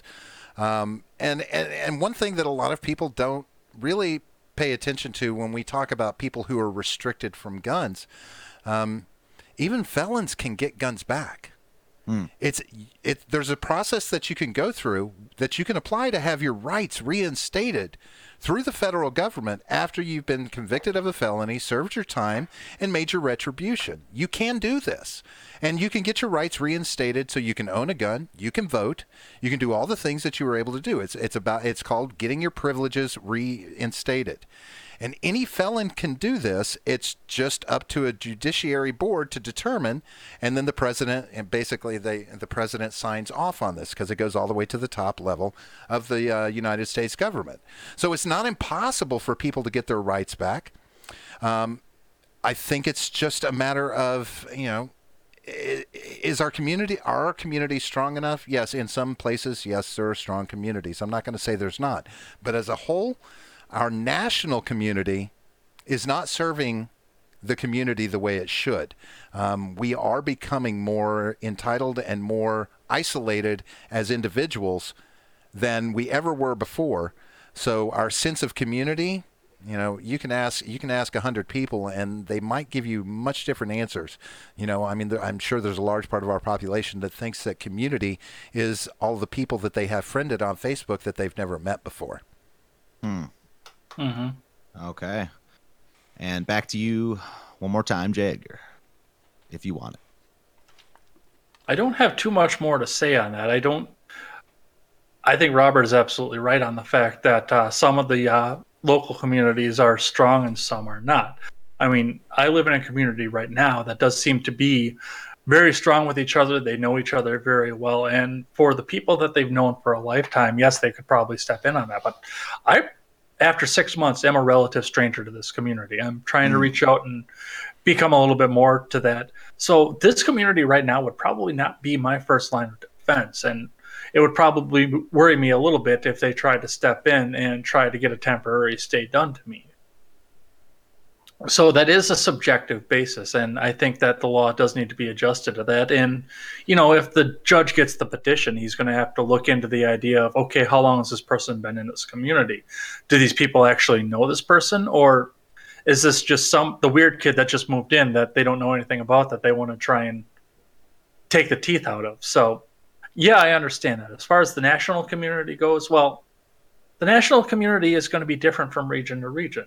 Yeah. That's just the way that it is. I don't see things the same way that John and Robert do, because we live in such a geographically different place. We have different life experiences, and just our communities in general are different. And that's the same thing between myself and you, Stephen. You and I have a completely different experience through life, and we've got completely different communities. So, yeah, that's completely subjective. But once again, it's the people that you've known and that's the reason they bring family into this. My family does all live very far away from me at this point, from any direction. But they would be the first ones to step in and go to my municipality and say, okay, this is a problem. They would need to go and do that. And it doesn't always necessarily have to be family. It's the people that know you the best. Sometimes it is your live-in boyfriend or girlfriend, husband, wife, or whatever. There are so many different ways to read this. I don't know that it could be universally interpreted. I think that's part of the reason that it is going state by state and possibly municipality by municipality. Very cool. So I have one more thing to read, and we talked about, people talk about the possibility of government taking away guns and limiting citizens' gun rights. But I wanted to read something out of Missouri, and there's a bill that's being floated in Missouri to make AR-15 ownership mandatory. So I just want to read something real fast, and I've heard about this before, where basically the government mandates people have guns, and then they choose to not enforce it. Thereby kind of having kind of a de facto concealed carry law, where like the criminal, not on the person, but the criminal just won't know which home has a gun and doesn't, because it's mandated by law. But the text from this proposed bill in Missouri State says, any person who qualifies as a resident on April 28th, 2019, and who does not own an AR-15 shall have 1 year to purchase an AR-15. Every resident of the state shall own at least one AR-15. And I've heard before that, anything from that's kind of just them trolling to, if it got passed, they wouldn't prosecute, they would just not enforce it. But the criminals, as far as they're concerned, every house would have one. But what are your thoughts on that, Robert? To be honest with you, I think it's absurd. It's like the opposite end of the spectrum of taking guns away. It's like, it flies in the face of the Second Amendment. There's nothing in the Constitution that demands that people have guns. I think that's ludicrous, to say that you must have guns. I mean, that tells me that Missouri wants to arm up its population because it's going to try and secede from the Union. I mean, that's the first thought that I have in my mind is going to happen there, is that they're trying to put together a well-regulated militia because there's something further intent there. This idea of, forcing people to have guns is just as bad as forcing people to give up their guns, because there are people that don't want guns in their homes. and that's their right. They have the right to keep and bear arms. They have the right to not keep and bear arms. I mean, it doesn't say you must keep and bear arms. So it's totally unconstitutional. And I would think that anybody from that state that has a problem with that should force it against the Supreme Court, so the Supreme Court could laugh in the face of Missouri and say, what the hell are you thinking? You can't force people to buy guns. And that's the key right there. Right. Force them to buy guns? No, if you're going to say everybody has to have a gun, supply the guns. Yeah. Bring them to the people so that and no purchase. No, you can't force people that kind of way. It's absurd to even consider it. I think it just flies in the face of the Second Amendment from a whole different angle, and this is another place where I think states are overstepping their rights from a constitutional standpoint. Okay, J. Edgar? As much as I would love for the state of Wisconsin to come in and tell me that I am required to have an AR-15, and I'm sure I would love for them to come in and foot the bill for it too. I have to stand in agreement with Robert on this idea because that's completely unconstitutional. You do have the right to keep and bear arms, but you have the right to association as well. You don't have to go and. This kind of falls on the same argument that we had around the ACA when the ACA was first being mandated. The government has no right to tell you that you have to purchase something. Yeah, wow. I mean, and I don't think I have to go any further than that. Right? It's funny. I got it from the website, The Truth About Guns, and a lot of the comments in the comment section are saying kind of the same thing about the ACA, and also about how if they're going to make that bill, then they should supply it. They should foot the bill. So, good point. Okie dokie. Well, that was the last question, and now it says we have about 10 minutes left. So I don't know if John, you want to turn your mic on and get up in this, but we can open it up to kind of discussion from everybody, and we can check the chats. And not sure, I'm going to turn the timer off. Okay. I'm going to. Sounds good. I'm going to jump off of here for just a sec. I'm going to turn my camera and microphone off. Cool. And I'll be right back to get into the discussion. All right. What are your thoughts, John? On what part? There's a lot was discussed tonight. Now we just came back, so let's start with nukes. Just kidding. Nukes. You start all over. Ask me every question. No. Yeah. So I mean, kind of Robert and J. Edgar's what they kind of did at the beginning was just give their take on the wording of the Second Amendment and where that falls for you. So what's your take on the wording, its interpretation, and whether it should be changed, repealed, or enhanced? Right. Well, I mean, it's pretty clear when it says it shall not be infringed. So the whole argument with it means that citizens themselves can have nukes, I think is incorrect for the reasons that were stated before, and that like a single gun, like what you would think of as a gun, can kill multiple people, sure, but it's very specific. It's directed at a certain individual as opposed to just kind of wantonly slaughtering anyone within its reach. And fallout, right, and the fallout, right, exactly. So there's a lot more harm that is done to innocents with a nuke than there would be with a gun. Yeah.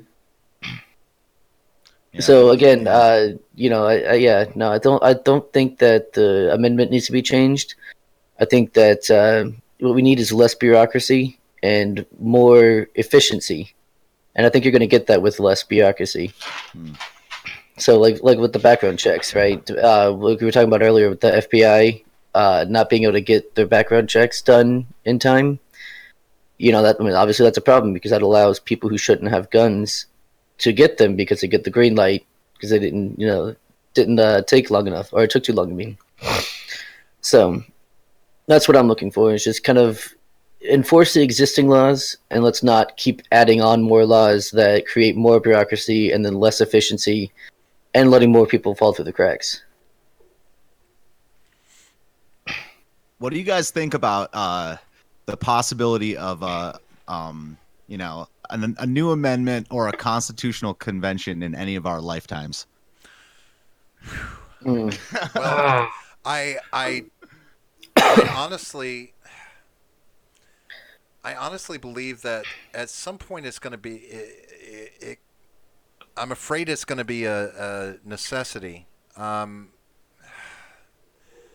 I don't know, this new culture that we're developing, this fractured culture, divisiveness is going to force something along the lines. Now, I have stated in a previous show, and I'm going to put this out there right now. I think the things that are most important that, that really fall into how we approach our rights is this idea of literal specificity, because the framers of the Constitution were writing many of the things from a standpoint of a male-dominated society. So reference in there is this, that, and the other. Okay, I get that. So I fall very specifically on there are some words that need to be changed to where rights are for citizens, and we have human rights as well. But there are no, it's all men are not created equal. All humans are created equal, and all citizens have a right to life, liberty, and pursuit of happiness, and that does qualify those that are on the path to citizenship. But if you come in here as an illegal immigrant or an illegal alien, you're not a citizen. The Constitution does not apply to you. The Constitution is very specifically set up to have rights and privileges for citizenry, not for, for illegal aliens. And I think that's where our changes could be made so that we don't have these discussions about inequality. We don't have discussions about, the differences between, women are not protected. Men, African Americans are not protected. Asian people are not protected. If you're a citizen, you're protected. If you're a human, there you go. I mean, that's what it falls down to me. That's where our wording needs to be changed at the beginning. But our current culture is really it's going to be a game changer in the next 20 years. Whenever these younger generations that are feeling more entitled and look at me too, what about me? This is going to have an impact on how our government is molded and evolved in the future. And I'm afraid that something like that is going to happen, maybe not in the way that we want it to. But I don't have a problem with it being reworked as long as we have a 2/3 ratification by the United States as a whole, which probably would be next to impossible in the current climate. Yep. Wait, isn't Acosta almost the same? So that whole "look at me" thing, that's not just the younger generations. Well, Yeah, that's true. Hey, I fully say that my generation and the one before us, my parents and my generation, we began this. It's our fault. Too many self-help books and, the removal of discipline in the household. These ideas that went away, we're responsible. I'll take credit for my generation and where we have failed our communities and our society by allowing these things to grow. I want to touch on something you said there just a second ago, though, because as much as, yes, I want to say that, okay, the illegals and the immigrants that are not supposed to be here are on their own.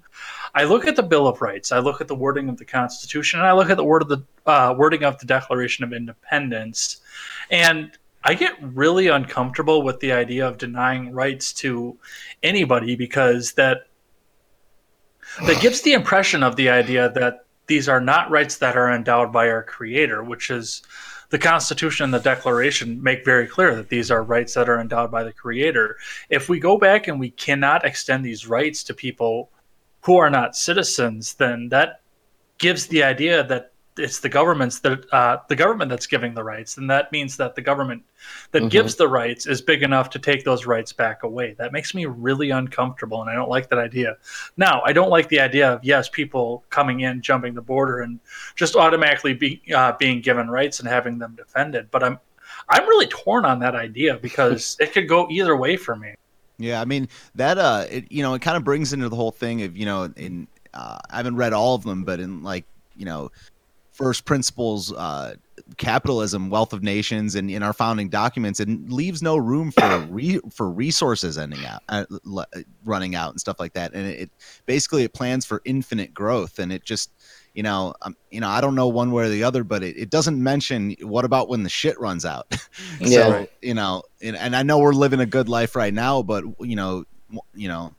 the cat food runs out one day. Well, And what do you do? And that's why I say, in one sense, it needs to say all humans are, have inalienable rights. Now, I do have a problem, with this idea of that, that they're given to us by our Creator, because I'm sorry, we have an entire population that has the freedom of religion and freedom of religious expression, which also means you have the freedom to not follow a religion and not see a creator. So, and John and I talked about this off mic. This idea of the creator was kind of he suggested it was some wording of appeasement in that document to call upon a creator as endowing those rights. But if we go from go ahead. So what I was actually saying mostly was that first of all, yeah, most of the people were religious at the time, and so it was being put in a context that, because a lot of them couldn't read as well, so it was put in a context so when it was read to them, they could understand it. They would be better at understanding it instead of just saying like, oh wait, where do these rights come from? This is who's giving this to me? You know what I mean? So I think that's kind of why it was put in there, just so that the people of the time would have a better job comprehending what's being said. And I look at something like that as well with the fact, it's the point that I went back to. The people who were framing this were trying to make sure that they weren't framing it as it was the government giving you these rights, because the government that's big enough to give you the rights is big enough to take them away. Right. With the more religious community that was back there, yes, that was coming from your creator. But the fact of the essence of the statement still stands, that it's not coming from the government. You are born with these rights. Right. And I can agree with that to a certain extent. But I do think that, if I decide that I'm going to look into my rights, I don't go to the Bible. I don't go to church, and I don't pray on it. I look to the Constitution. The Constitution gives me my rights, and I rely on the government to protect those rights. So this idea that all humans are, you're lumping everyone into this idea that we all share the same creator, and we don't, right? We all, there's so many differences in what a creator is. I could make the argument that my creator are my parents. They are the ones that endowed me with those rights, right? If I don't want to, identify with any deity out there, any metaphysical deity. So it's the Constitution, in my opinion, that lays out the rights that we're given. And it's not that all men are created equal. All humans are created equal. And that's where we change it. And maybe take out the creator part, because it doesn't speak to the society, to all of our society as a whole. Atheists aren't going to argue that they have a creator, are they? Well, I think that atheists would argue that there's a natural order that's more fundamental than a government, because what you're saying, you look to the Constitution, that's essentially just saying that the government gives you the right, and they have the right to put a bullet in your head then. And so regardless of whether it's Yahweh, Allah, or whatever God, it's just, you can call it universe. Natural. The universe. There's a natural order that supersedes a government, and so sure. So if that piece of paper is null and void because of people just don't care. It's written on a piece of paper, but if it's null and void because of people just don't care about it, that means the government gives you your rights at that point. Well, let me pose even if you're an atheist. Yeah. Let me pose this question to you, because I'm of a mind that after having gone through Catholicism, I even dabbled in Mormonism, Baptist religion, various. I believe one thing: we're animals. Just like every other animal on this planet, we're just smarter than most.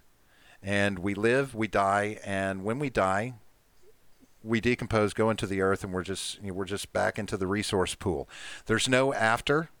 So this is what I believe, and I don't believe there was a creator outside of the fact that two animals commingled and made me. So if I don't believe in a creator, does that mean I have no rights protected by no inalienable rights? We just made that. No, we just you are made born that point with those rights. That's the point we're getting. But that's what I'm saying. The literal specificity that I refer to, someone could argue for me, okay, no, you don't have inalienable rights because they're endowed by a creator which you don't recognize. So there's could not the government come to me and say, okay, if you don't follow a religion, you don't have any freedom of religion.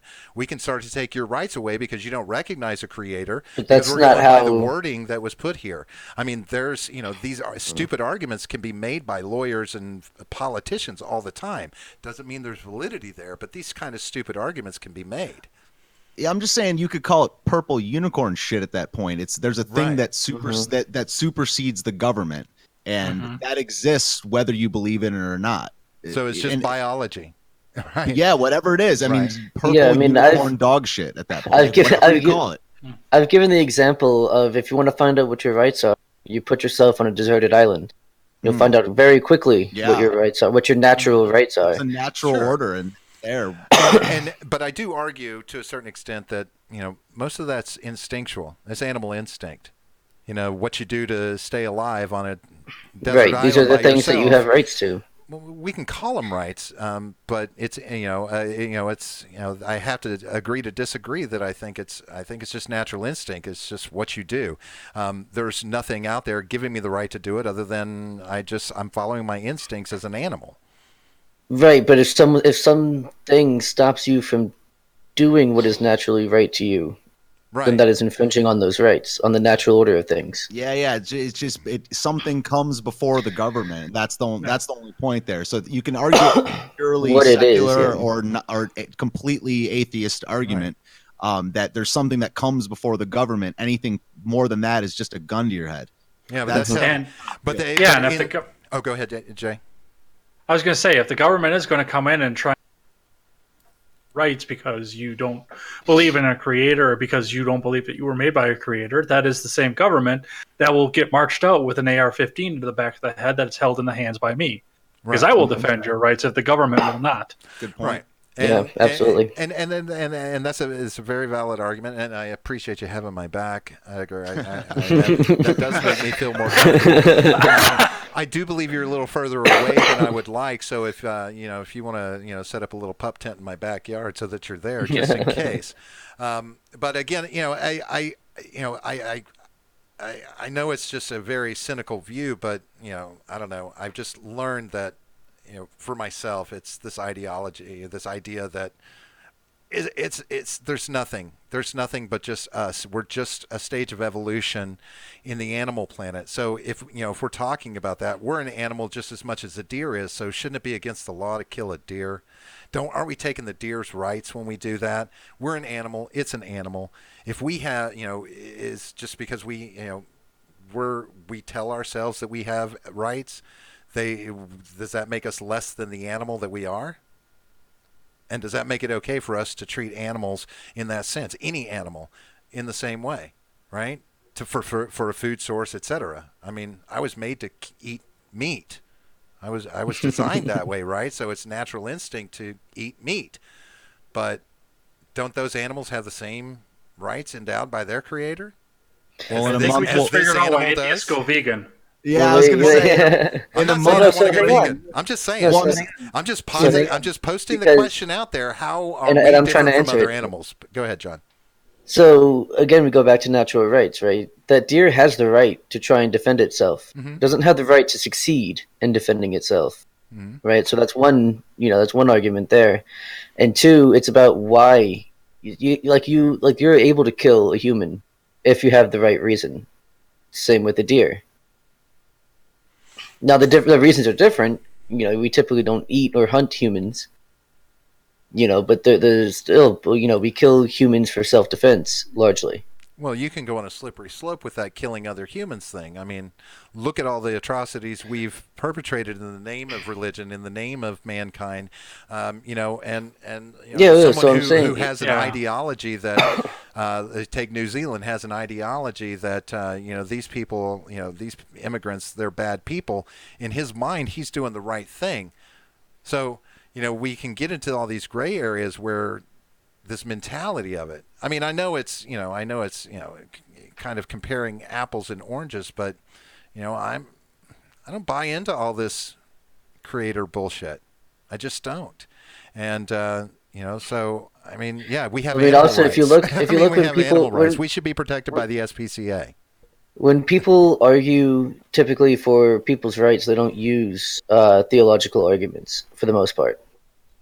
Right. Right. So I think what you're doing is kind of a straw man in a way. You're kind of putting words in people's Well, mouths that aren't actually there. well, to a certain extent, but you have to admit that while it's not called out constantly, we institute religion in our society in different ways. Look at our money. In God we trust. One nation under God. I mean, if I'm Muslim, I feel like Those weren't put in that there. doesn't apply to me. But I'm a citizen, but it doesn't apply to me because I don't believe in the same God. Well, they are to be fair, they are the same guy. Well, okay, so then we'll take Buddha. Okay, if I'm a Buddhist, I mean, it's this idea that we point out the standpoint. It kind of feel everything was kind of built on this Christian foundation, interspersed here and there, just dabbled into our framing. And I think those kind of things, especially when we start legislating based around fundamental Christian views or anything else that involves religion, I think that should be out of government. I think it should not be in the hands of government to make rulings based on that. Yeah, of course. You've also been challenged to another debate in the chat about religion. Oh, I don't mind debating religion with you because I don't believe in it. Go ahead. It's a tool by man to control man. It's really what it is. I mean, the bottom line with religion is I've always said, if you can show me the original book that God wrote, laying down all these laws, as opposed to you giving it to me secondhand and hearsay, Well, I'll buy into it. let's not get into a theological debate here. No, not right now. No. Not I was here, gonna say that in the chat right now. Nathaniel has a channel and he does streams on religion, and he's a strong Christian believer. And it might be cool to do a debate on religion and animal rights and whatnot, because I know he works with animals too and like slaughters animals. So it might be cool to get some people in here who have strong views on that to debate the next one. that would be amazing. Cool. I'd watch that. Yeah, John. Yeah, absolutely. John, can you take care of getting with Nate? Yeah, and see I'll if you hook it can up, yeah. set something like that up. Because I'm more than willing. Now, I'm not. I've got some extremist views on religion. So just be prepared for that. It's not. I don't have these views to offend anybody, but it is a right for me to feel exactly how I feel about religion. Yeah, absolutely. That's why we're here. Yeah, that's right? for sure. So I'd be more than happy to debate you on that. Cool. Yeah, Wow. awesome. Or a discussion, however you want to turn it. So I'm gonna get out of here pretty soon, but it was a really good discussion, guys. I mean, I came into it thinking that the shit was gonna hit the fan, but it was a really good discussion, and I'm happy to do it anytime with you guys. It was cool. You guys are going till midnight, right? Yeah. We're actually Before you get out of here, I want to point one thing out, though. Yeah, go ahead. One of these things is not like the other here, Robert. You're right. You're not as pretty as us. Oh, that's that is oh. mean. Ouch! Oh, You gotta get that beard up, Rob. Yeah, there you go. You know what? You don't hang a curtain over the Mona Lisa. Sorry. No. You know what? We're going to take a little break. I think we're all ready for a little break. I can't find my bottle, so I'm going to have to make a visit to the latrine. And You've been using a no, I didn't say I was using a bottle. I said I can't find my bottle. Wait. Forget what I said. Edit that out. Yeah, that does kind of imply. Edit that out. Yeah. Please. Listen, one thing am going to say is, first, one side comment. This debate went well because I think as we pointed out in the debate, guns make people more polite, right? But no, I want to give big thanks to Stephen Ignoramous for taking the time to put this together and moderating this debate. And I want to thank J. Edgar for stepping up and having this debate with me so that we could look at a discussion on this and have a reasonable one. This is the kind of discussions that need to happen in this country, not the divisiveness, not the arguing, and not the knee-jerk reactions. I don't care how much of an extremist I am. I'm still open to your point of view, no matter how wrong I think it is. you have a right to give me that opinion if I ask for it or allow you to share it with me. And I think that's what we should all do. And I hope more than anything, that's what we take away from this conversation in the chat for anybody who's been watching. And a big round of applause for our two guests tonight that have helped with this debate. Thank you guys. You were awesome and really appreciate it. And folks, if you haven't already, please make a small donation to the St. Jude's charity for us. That's what we're doing this 12 hours for.